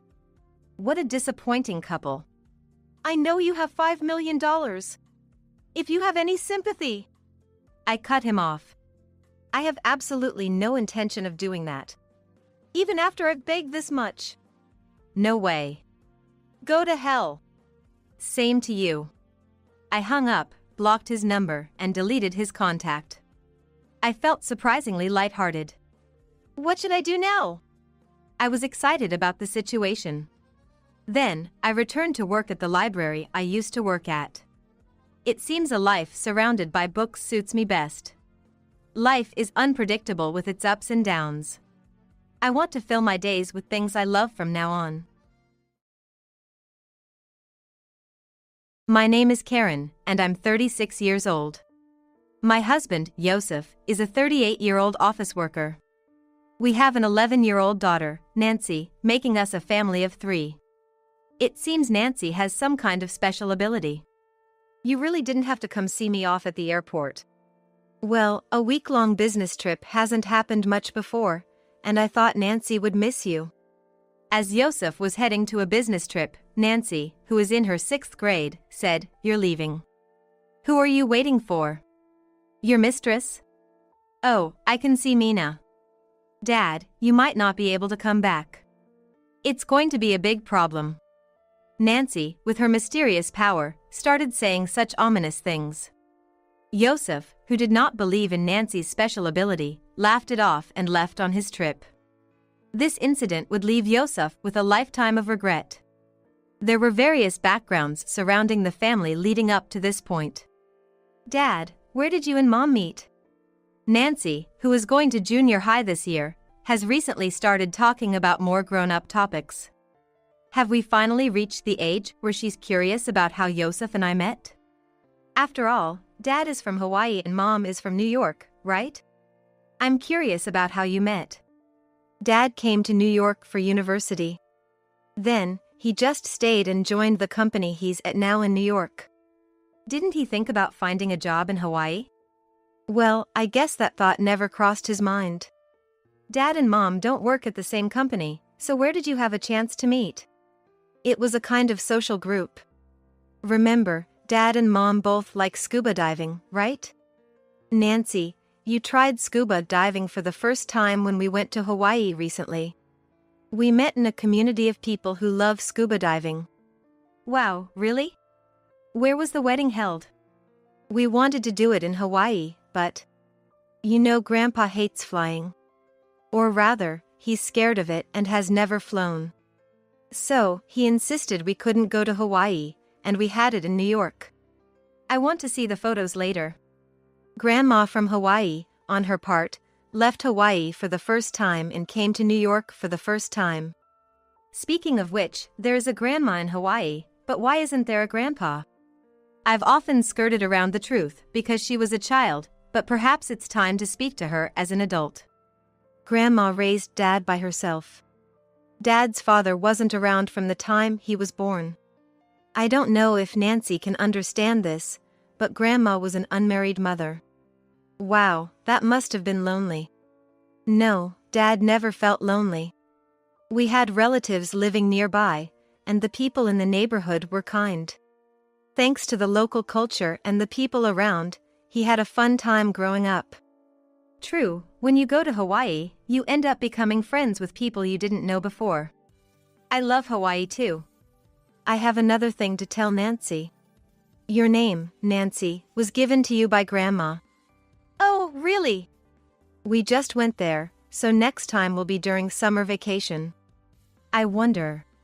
I'm going to be a middle schooler, and there might be more activities, you know? Surely you'll have breaks during Christmas or Easter. You said you wanted to dive again. That's just because you and Dad want to dive. Nancy, too, is starting to have her own world. Even though we're close, I'm nervous about when she might start disliking Yosef and rebelling against me as she goes through puberty. Nancy has a certain special ability. Mom, we should probably visit Grandpa's house. Suddenly, Nancy said this with a serious look. You mean next to Great-Grandpa's house? Great-Grandpa is my grandfather. He currently lives alone next to my childhood home. He's going to become invisible. Probably going to disappear. What are you talking about? I completely ignored her. Then, 2 days later, my grandfather passed away. Just a coincidence, right? There's no way Nancy has such a power as precognitive dreams. Yeah, you're right. Just when I was beginning to forget about such things, I got pregnant with my second child. Yosef was overjoyed, and so was Nancy, looking forward to the arrival of a brother or sister. At that time, since Nancy was 10, it had been exactly 10 years since I was last pregnant. Hey, can I choose the name? I've thought of quite a few. Despite saying that, Nancy suddenly fell silent and started crying. Nancy, what's wrong? Why are you sad? The baby in your belly is going to become invisible. It's going to disappear. All I could do was just watch Nancy as she sobbed, saying those words. Are you talking about Nancy's precognitive dreams again? It's unfortunate about the baby, but Karen, you're still young. Let's not lose hope and don't blame yourself. It was a sad goodbye. Hey, it's time for food. After my miscarriage, it seemed like our family would be shrouded in darkness, so we finally got a cat that Nancy had been begging for. Why? When? Why? Nancy, calm down. It seems she was sick. Being a rescue cat, she was already weak. Goodbyes are hard, whether it's with humans or pets, but the pain will heal with time. It's all part of the experience. I knew it. I could see her becoming invisible. I didn't want to believe it and pretended it wasn't happening, but seeing her disappear, I knew it was goodbye. For Nancy, it was a dream filled with sadness and pain. Is it my fault? That Nancy has such a power, could it be genetic? Something about fortune tellers, or shamans, right? Isn't there something? There is, but there's nothing like that in our family lineage. It might just be a coincidence, a series of random events. But it's tough for Nancy, having such an unwanted ability. Maybe it'll go away if we just leave it alone? Yosef completely disbelieved, acting as if it were someone else's problem. Wow, what a lovely home you have. Hey, Mina, don't just barge in like that. That day, Yosef's boss at the company, Roy, and his girlfriend, Mina, visited our home. Roy took a liking to Yosef and often went out drinking with him. It wasn't their first time visiting our home. I never would have imagined Roy dating Mina. Well, I'm divorced, so I was being cautious about my next relationship. But to think I'd end up with Mina, the company's belle. What's with that bragging? Sure, she's the receptionist and the face of our company. Popular but out of reach for guys like us. And here you are, 16 years her senior, winning Mina's heart. Age is just a number. You look so happy together. I idolize your family. Yosef is known as a loving husband, and he always enjoys the lunches you make for him. So, are you considering a second marriage with Mina? Well, yes. If we're going to have kids, we need to hurry. Mina is young, but I'm already 45. You didn't have any children with your previous wife, did you? I hope for a cute daughter like Nancy. Roy seemed completely smitten with Mina. This was a side of Roy I hadn't seen before. Can we take a look inside your house? I heard it was designed by a top architect. It must be stylish. It's because his wife comes from a wealthy family. Please don't say that. Hey, would you mind showing us around? Yosef eagerly stood up. They're taking their time, Mina and Yosef. Well, that just means the house is big. I was thinking of starting lunch soon. Oh. I've been waiting for your cooking. That's what I came for.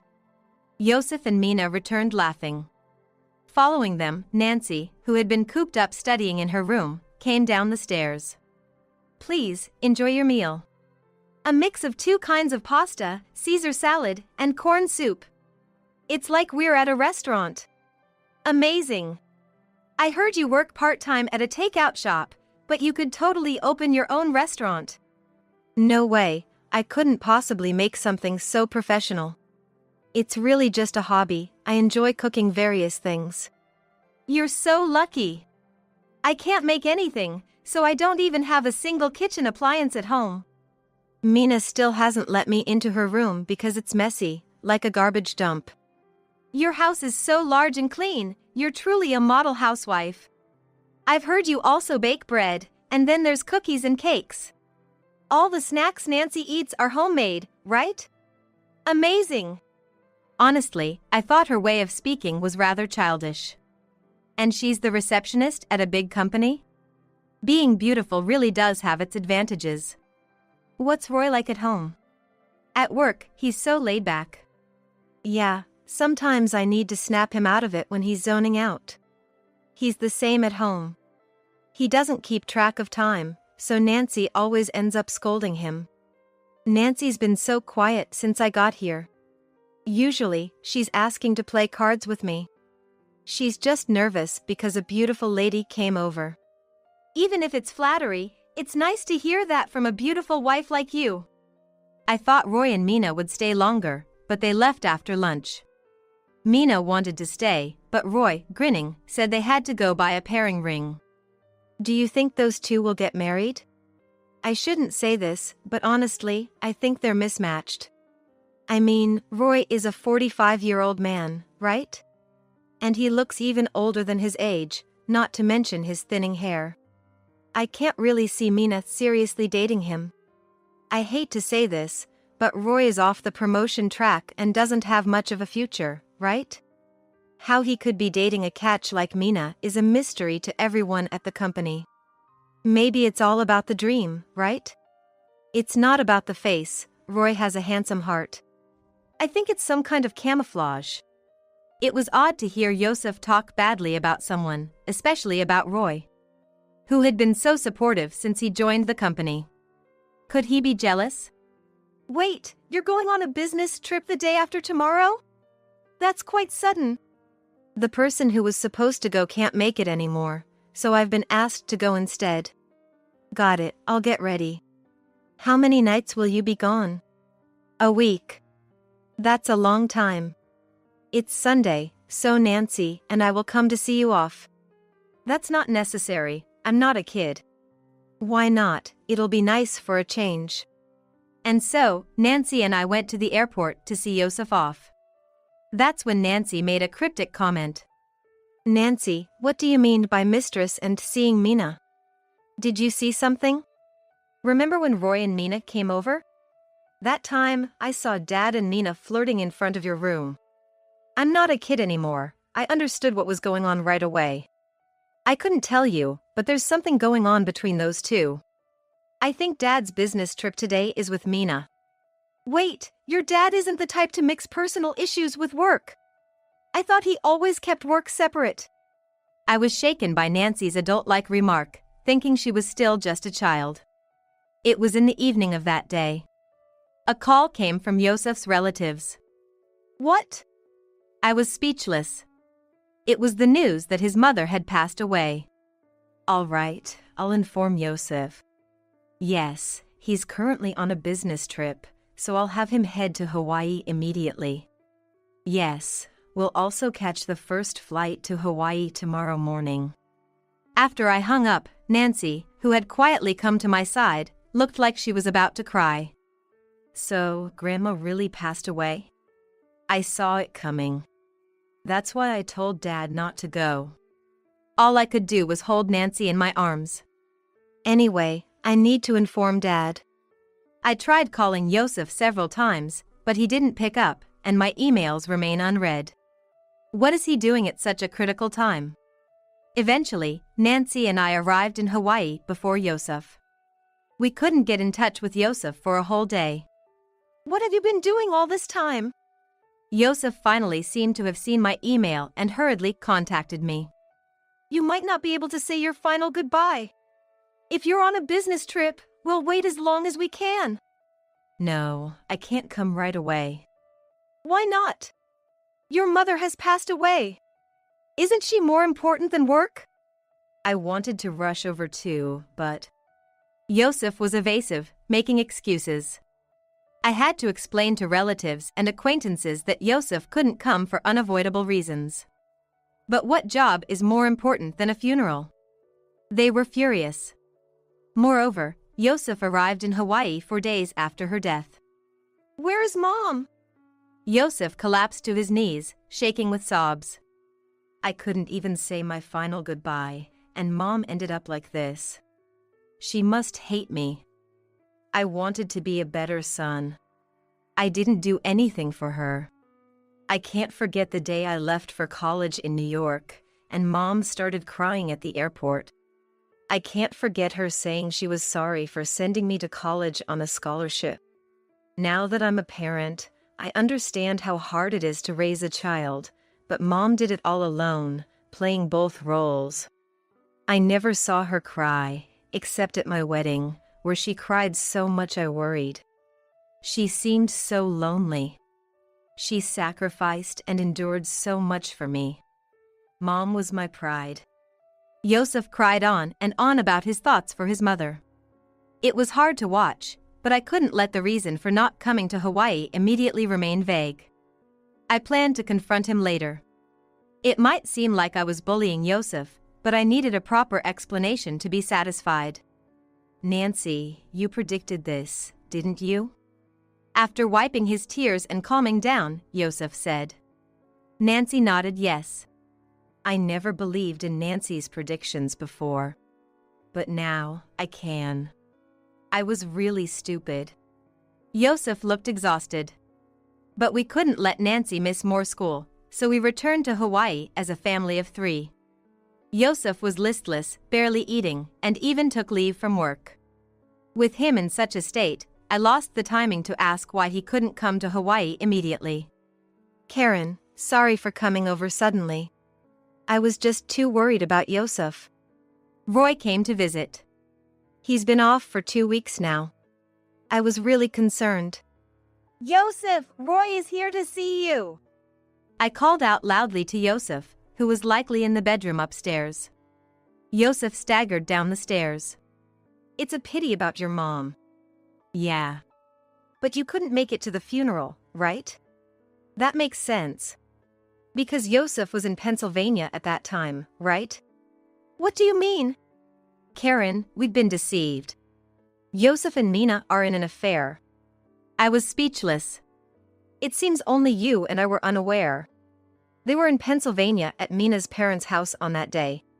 When Yosef heard about his mom's death, he had to rush to his home. But there was a heavy snowfall, and the flights were canceled. That's why he arrived there so late, right? I thought something was off. But I was afraid to ask, afraid to admit that Yosef was having an affair. Did you know about this, Karen? I had no idea. But on the day he was supposed to go on his business trip, Nancy mentioned something about a mistress and Mina. I couldn't believe it, but I couldn't stop him from going either. It wasn't a business trip. They took a leave together. They even went to meet Mina's parents and stayed at her family home. Yosef, what kind of greeting was that? Well, it was just a boss and subordinate thing at work. You think I don't know? You thought you could fool Karen and me that easily? I saw the messages between Yosef and Mina. They were making fun of us, Karen. You should see this. Roy showed me screenshots of Yosef and Mina's email exchanges. Hey, Yosef. You'll meet my parents, right? I've wanted to visit Pennsylvania, even though it's freezing now. You're sidetracking. My parents want to meet you. You're not saying you can't greet them because we're just fooling around, are you? You're done with your wife, right? You said you'd divorce once Nancy is in middle school. Now's the perfect timing. It's not that simple. But I will meet Mina's parents. I'm serious about us. I booked the plane tickets because I knew you wouldn't make a move without a push. Just tell your wife it's a business trip.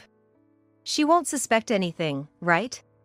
After all, we've been in an affair for 2 years, and she hasn't noticed. How oblivious can she be? Roy hasn't noticed either. It's embarrassing how head over heels he is for Mina. Thinking he could seriously date someone like Mina is just pathetic. So, are you any better? Well, I chose you, so be confident. If the timing had been different, we'd be married, right? Of course. Honestly, her family and relatives are so snobbish. They look down on me because I come from a single-parent home. Her family is wealthy, right? That's why I've always felt inferior. But being with Mina relaxes me, like when I go back to my home. Why is she so stingy despite coming from a wealthy family? Working part-time at a shop is the epitome of a typical housewife job. I stopped reading as the insults seemed endless. That's enough, Roy. I've seen enough. I handed back Roy's phone. I never imagined being mocked behind my back like this. They were having a blast at our expense. So, Yosef, you lied about going to Pennsylvania. An unexpected death of your mother during your affair trip must have been unforeseen. You should regret not being able to say goodbye to her. And to think you've had a relationship for 2 years, eating dinner with us, and conversing as if nothing was wrong. Laughing inside, thinking she knows nothing. You've been making fun of me too, right? Pathetic for someone my age. I saw other messages saying I'm mismatched, just being mocked. Then why did you act supportive? When I was down about my divorce, you suggested that Mina was interested in me, right? If I had been in my right mind, I would have seen it was impossible. But I was vulnerable and got swayed by kindness. It was all just a joke to you both, wasn't it? Must have been amusing. And here I was, foolishly falling for Mina. Yosef, please call Mina here. I'm ready to confront her thoroughly. Yosef, wanting to divert the topic, silently fiddled with his phone. Don't think you can escape. Mina, unashamed, sat confidently on my sofa, legs crossed. As if she had prepared for this day. So, what do you want to say to me? I'll listen. But first, Roy, sneaking a look at my phone, that's borderline criminal, you know. There's such a thing as courtesy even among friends. No wonder your ex-wife ran away from you. You're such a hassle. Always insecure, asking if I love you. Honestly, it's creepy. Then why did you approach me, hinting at romance? There was no benefit for you to be with me. Not the type to climb the corporate ladder, not good-looking, and a divorcee. It's painful to have to belittle oneself in conversation. I was just teasing you. I've always felt bullied by Roy, haven't I? Me, bully Yosef? I don't recall ever doing such a thing. If anything, I thought I was being kind. Every time we went out for drinks, I always ended up paying, didn't I? And you'd often come over to my place, which was honestly a bit annoying. You did that because you were lonely, right? Wanting attention, exaggerating stories. And then, constantly asking me to set up mixers. You were curious to see how I'd react if a woman like Mina showed interest, right? Roy, usually looking so benevolent, now had a face mixed with shame and pride. I was shocked to see this side of Yosef. So it was all lies, then? I could deeply relate to Roy's reluctance to believe it. Of course. Who would fall for someone as worn out as you? You really need to stop being so full of yourself, it's just embarrassing. Being strong only lasts so long. A woman's expiration date is until 29. You shouldn't think you're forever young and cool. My anger at both of them for betraying Roy and me was boiling over. You think being a wife makes you safe, but you're on very thin ice. Did you know Yosef promised to marry me? That's why he came all the way to Pennsylvania to greet my parents. Do you realize your current position? Is your goal to have Yosef for yourself? Then, I'll gladly hand him over now. To think you've been talking about Roy and me behind our backs like that, I question your humanity. That's just human nature. The truth comes out in private. Yosef always threw away the lunches you made. And you're so uptight about time, not speaking for a whole day if he's just a bit late. Yosef said he always feels rushed around you, relaxing only when he's away. If being with you is the right thing, then I'll gladly leave now. If Mina means more to you than 12 years with Nancy and me, then please, go ahead and leave. Then, Nancy, who should never have been hurt, stepped in. I'm sticking with Mom. I don't need a dad like you. Couldn't even say goodbye to Grandma because of Mina, and you're still with her? What would Grandma think if she saw this from heaven? We couldn't drag Nancy into this any further. If you two love each other so much, then please, just go.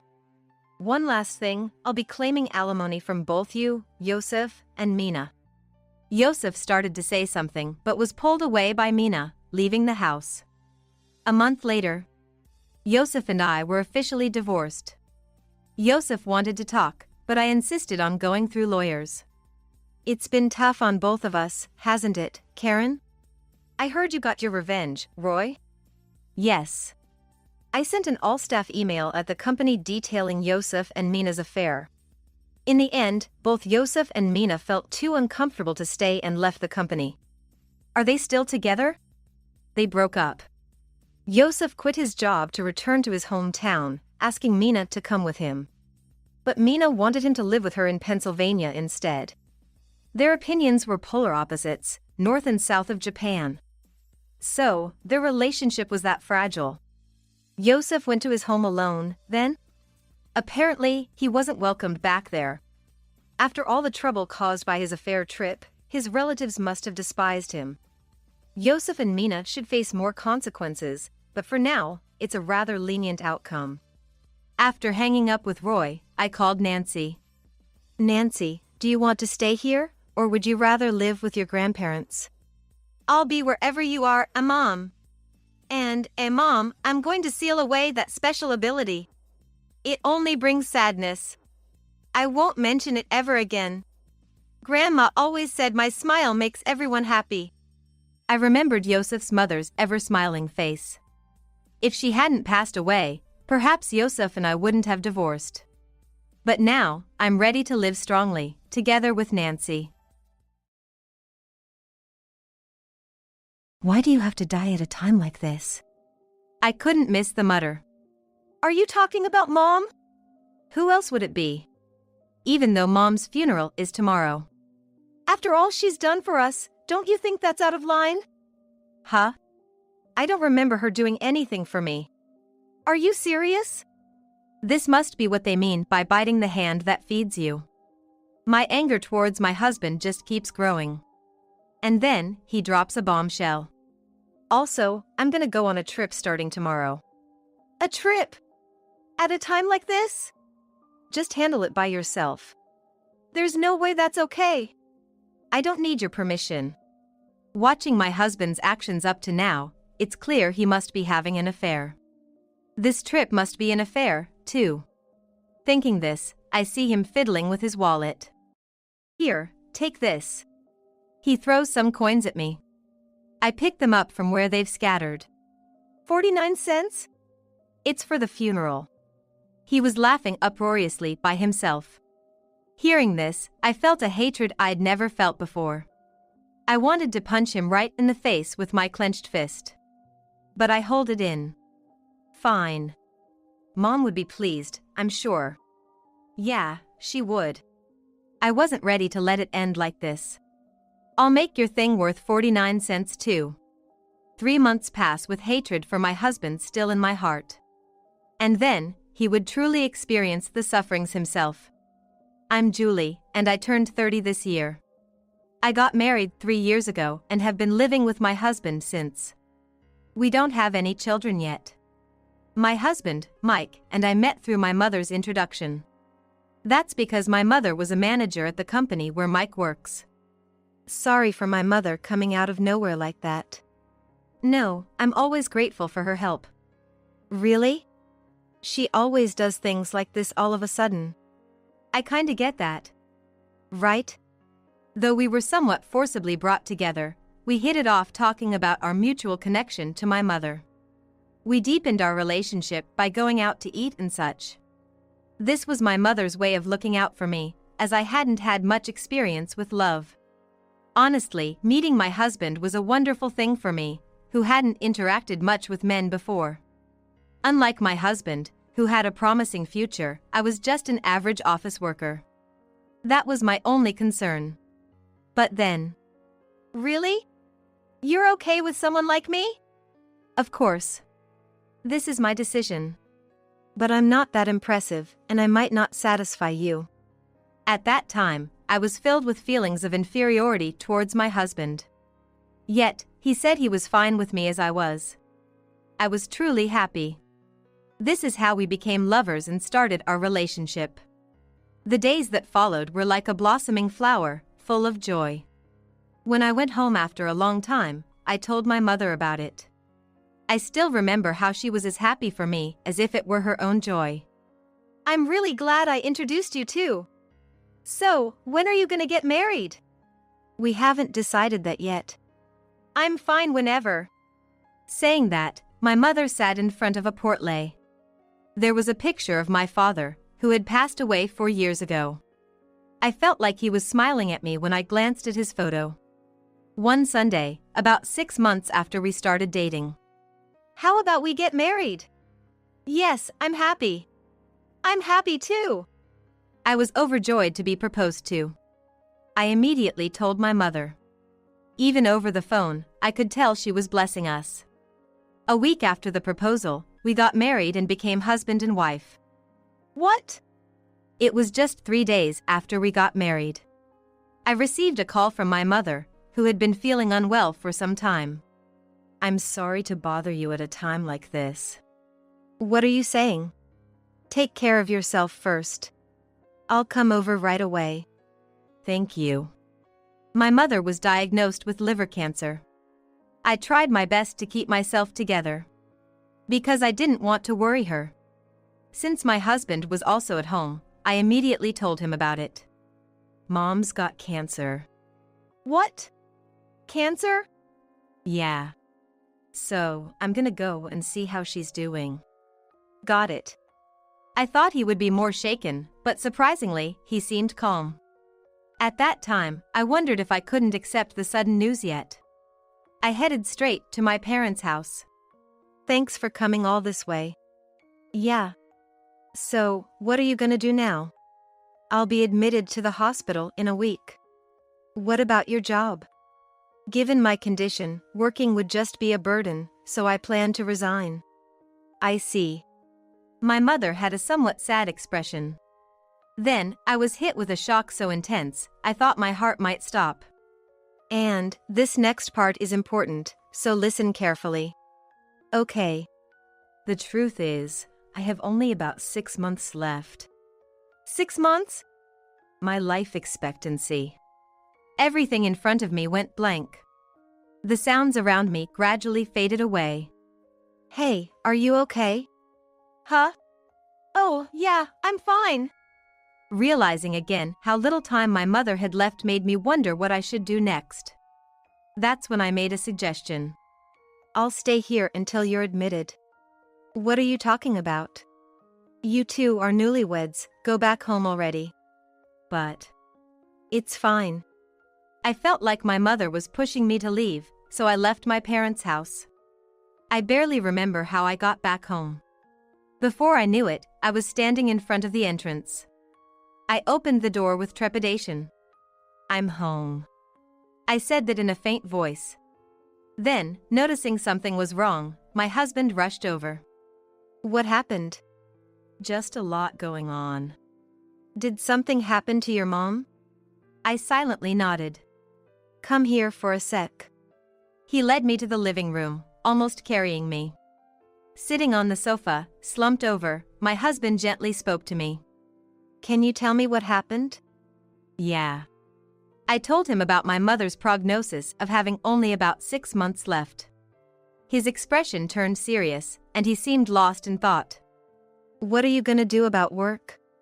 She says she can't work in this condition and plans to quit. I see. At that moment, my husband's face seemed to lighten up, almost smirking. I thought it was my imagination, but from that day on, his behavior started to change. I used my days off to visit my mother. I thought my husband would come with me, but he said he had things to do and couldn't make it. I could have tolerated it once or twice. Are you going to see Mom today? Sorry, I can't today either. Even for a little bit would be okay. With your mom quitting, the office is in chaos. I understand that, but I thought my mother would be happy to see his face, so I really wanted him to come. I'm really sorry. Then, next time, please. If it fits the schedule. However, no matter how many times I asked, he never went. Not only that, but he started going out more often, lying about work. I realized the lies because he started to come home smelling different than usual. Surely, using such excuses not to even visit my mother was unthinkable. I confronted him when he came home. Where were you today? Today, I was out shopping. And then some. He seemed unusually happy talking about it. Probably because he's not used to sharing such things, maybe he let his guard down. So, you're saying you ignored my mom to have fun? Oh. It's too late to realize your slip now. And? Who are you with? Then, he tried to deflect, or maybe he was just throwing his anger at me in confusion. It was work-related. Stop prying. So? How's your mom? Just answer me. I did answer you. Our argument continued. He wouldn't seriously answer any of my questions. Why has it come to this? From this day forward, his actions and words became increasingly unreserved. He seemed to really hate my prying and started going out without saying anything. Aren't you supposed to go to the hospital today? There's a lot of tests and stuff, so I'm not going today. He seemed irritated that I wasn't going out. But you might get to see her. To see her, when you're not even sure. Just go. Why don't you go then? Or is it that you really want me to go out that badly? What? Why would I? He would just retreat into his study. I quietly approached the door and heard him talking to someone. I couldn't make out the conversation clearly, but it felt like he was apologizing. He probably planned to go out after waiting for me to leave. In the end, he didn't come out of the room until dinner time. Not only that, but he also stopped doing the household chores we had agreed upon when we got married. Today was supposed to be your turn to clean and do the laundry. What's that? What do you mean, what's that? We decided to share the chores when we got married. Oh, was there something like that? Well, it doesn't really matter anyway. What? And, I'm going to be busier from now on. I got promoted. Promoted? I haven't heard anything about that. Well, of course, you haven't. I haven't told you. What's so funny about all this? I don't understand at all. Get ready to be surprised. I've been made a manager. Manager? But my mom. Yes. Your mom recommended it to me, and it was approved. I hadn't thought my mom would do something like that. Maybe it was her own way of being kind. Well, that's great. So, there's no way I can be expected to do menial tasks like that anymore. I'll leave them to you. He never helped out and stayed in his study. This was the same even on weekends, only appearing when meals were ready. What's this food? Excuse me? It looks awful. You expect me to eat this? There's nothing weird in it, and I cooked it properly. Do better. This would be better off fed to a dog. There's no need to say that. Forget it. I'll eat out. My husband left without taking a single bite of the meal I prepared. I just stood there, completely dumbfounded. Every time I make a meal, I'm criticized, and I'm berated for my household chores being half done. This is just like being a maid. This isn't what a marriage is supposed to be. When he came back, he said something unimaginable. Why did I even marry someone like you? That's too much. Too much? What can you even do? You're only good for this much. I immediately retorted. I'm working and managing everything at home, you know. He laughed out loud and said, That's like a hobby, isn't it? Don't compare yourself to me. No husband has the right to say that much. I couldn't stand it anymore. I don't deserve to be treated like this. And your current position is practically handed down to you. What did you just say? I said it was handed down to you. Don't joke with me. He clenched his fist and advanced towards me. Seeing this, I tensed up. However, he seemed to lose his nerve at the last moment and instead kicked a trash can nearby. I regretted marrying such a man. I had envisioned a happier marriage, but now there's not a trace of happiness. I did consider divorce, but I quickly suppressed those thoughts.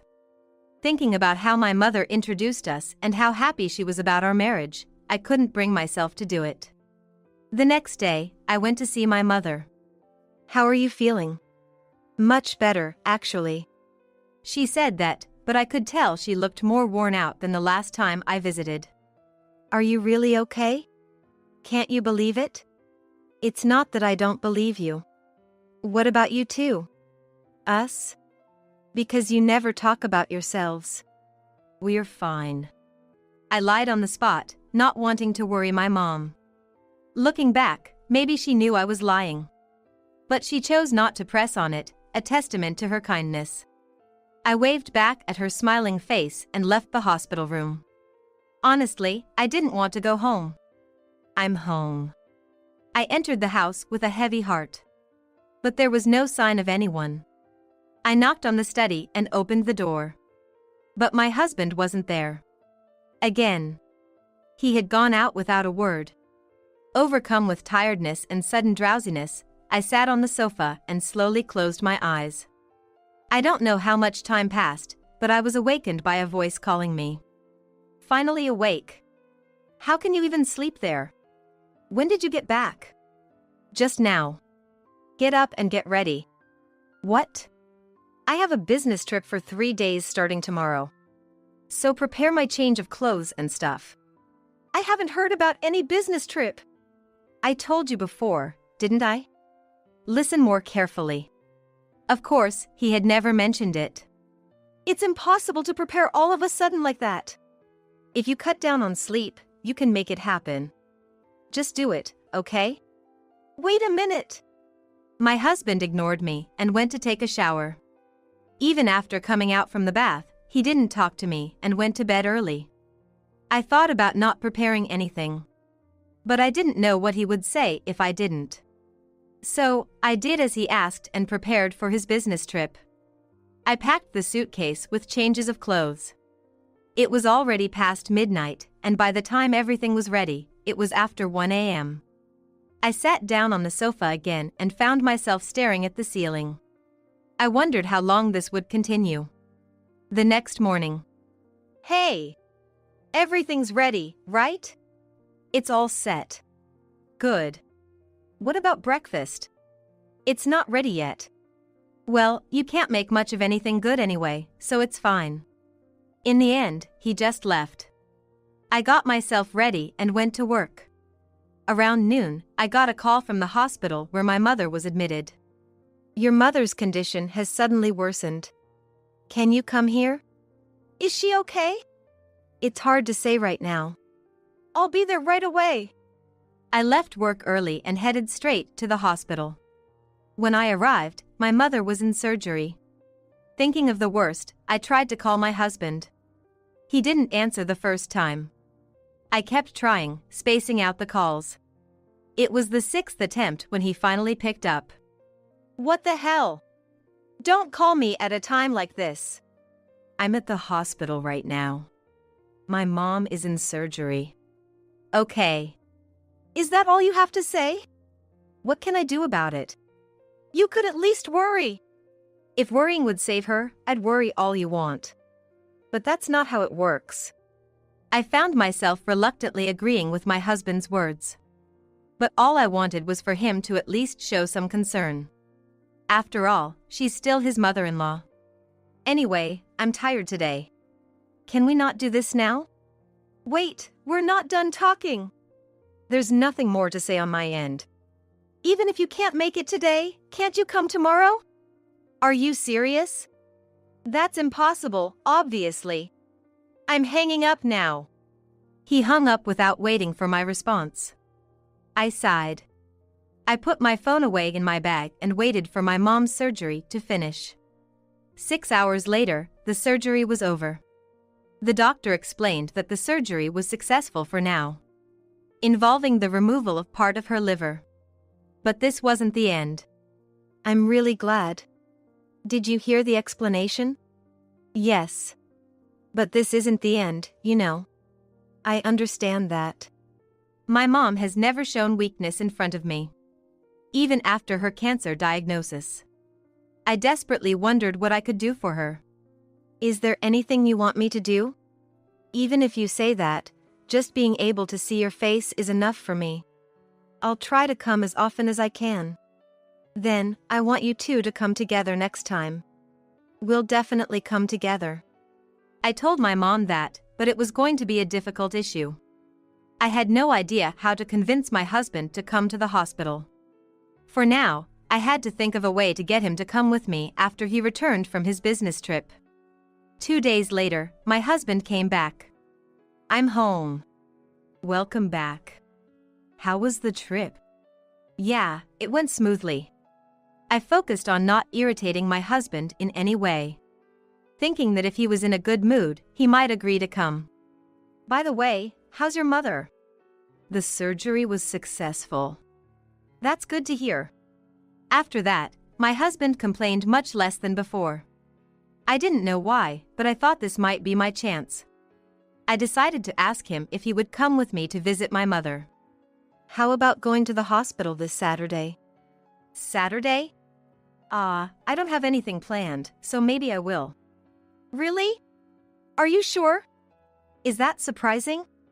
Well, you haven't wanted to come before. I'm not a monster. I do worry, you know. I couldn't tell what he truly thought, but I was happy he showed willingness to come. We'll plan to go around noon, then. Okay. I realized I still didn't fully understand my husband. This visit would turn my feelings towards him into clear disdain. And those feelings would later turn towards revenge. Are you ready to go? Yeah, all set. Let's go then. Should we buy some flowers before going to the hospital? That sounds nice. I was surprised by the unexpected suggestion. I wondered if he was capable of such thoughtfulness. We bought flowers on the way to the hospital and headed to see my mom. Mom? Julie, you're here. It's not just me today. My husband stepped forward with the flowers. I'm sorry I haven't been able to come until now. That's all right. How's work going? Good, thanks to you. That's great to hear. My mom seemed happy to have a conversation with my husband after so long. For a moment, the three of us were together as a family. My husband showed a smile like the one he had when we first got married. I hoped he would return to the man he was back then. After enjoying about 30 minutes of conversation with my mom, we decided to leave. We'll come again. I'll be waiting. We closed the door to the hospital room and stepped into the hallway. But the man who had just been conversing so warmly with my mom was gone. My husband had left without me. I took the train and went back home. Once again, his attitude towards me became harsher. This happened 2 weeks later. I received another call from the hospital where my mom was admitted. Please come quickly. I could tell they were in a hurry. What happened? Her condition has suddenly worsened. We're treating her now. Okay, I understand. Fortunately, my husband was at home that day. I knocked on the study's door and entered. I'm opening the door, okay? What's up? I just got another call from the hospital. Can you come with me? Right now? They seem to be in a hurry. We need to go. Perhaps sensing my urgency, my husband agreed to come with me. We headed to the hospital together. All I could think about on the way was hoping she was still alive. Especially since it was the middle of the night, we were driving to the hospital in my husband's car. We rushed to my mom's hospital room as soon as we arrived. Opening the door, I just collapsed to my knees. Are you okay? My husband placed his hand on my shoulder, speaking gently. Yeah. A voice came out, but I couldn't form words. He helped me up, and we moved closer to the bed. My mother had already passed away. Looking at her face, she seemed just like she was sleeping. Why? The doctor who had been in charge came in. Later, he explained that her condition had deteriorated too rapidly, and she passed away before any treatment could take effect. I left the hospital without saying a word. My husband, perhaps sensing my distress, said nothing. The next day, preparations for the funeral began. The husband who was kind yesterday was just lounging around as if my mother's death had never happened, not helping at all. If you have nothing to do, can't you help? No, I'm busy too. You're just lying there on your phone. This is part of my work. Eventually, I handled the arrangements with the funeral home by myself. I couldn't stand the sight of me bustling around while my husband did nothing. If you're not going to help, can you just go somewhere else? Then, with a smile as if he had been waiting for this moment, he left. I regretted saying that but had to return to the preparations. I can't believe he'd actually go out to have fun. When my husband returned around 9 p.m. that day, I tried to talk to him about the funeral happening tomorrow. About Mom's funeral tomorrow. Oh, I can't make it. What? I mean, I'm not going. It'll be fine without me, right? It's not about that. Why at a time like this? I didn't miss his muttered words. Are you talking about Mom? Who else would it be? Despite the funeral for my mother being tomorrow. After all she's done for us, you say that? Huh? I don't remember being taken care of. Are you serious?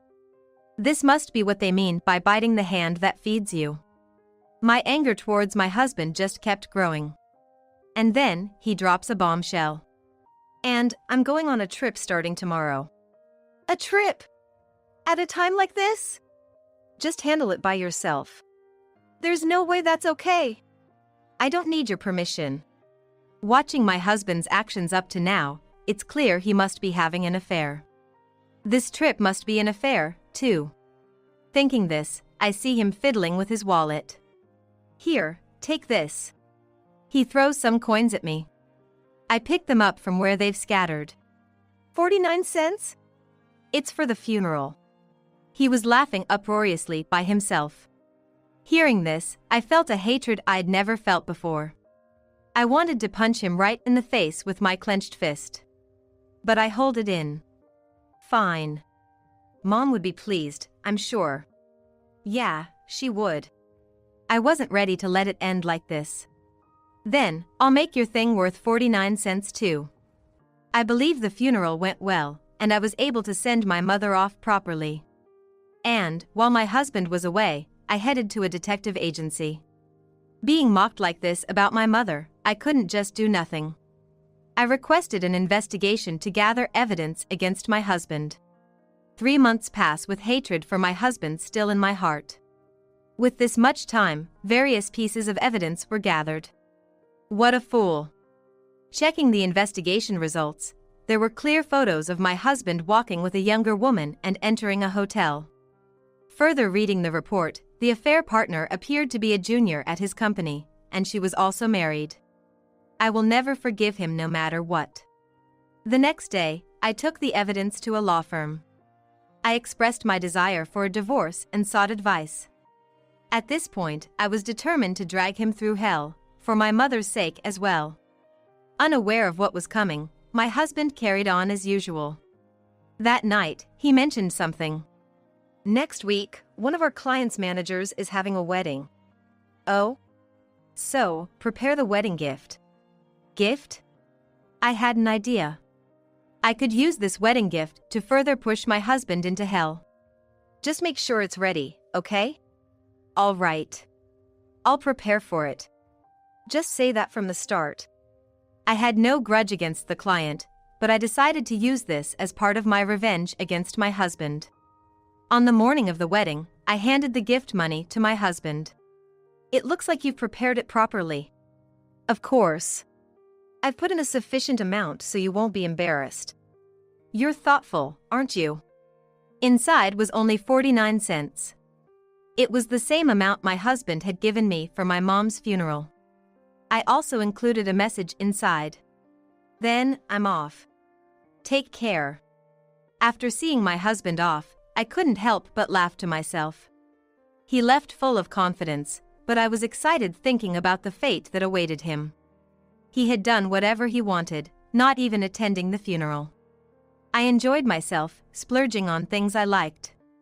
That night, my husband returned home, visibly agitated. "Don't mess with me." "What's wrong all of a sudden?" "I just got a call from our company president." "And?" "Don't play dumb. The wedding gift. 49 cents? Are you kidding me? And some nonsensical messages too." "That's good, isn't it?" "How am I supposed to explain this? I could get fired." "You need to apologize." "It seems my plan worked perfectly."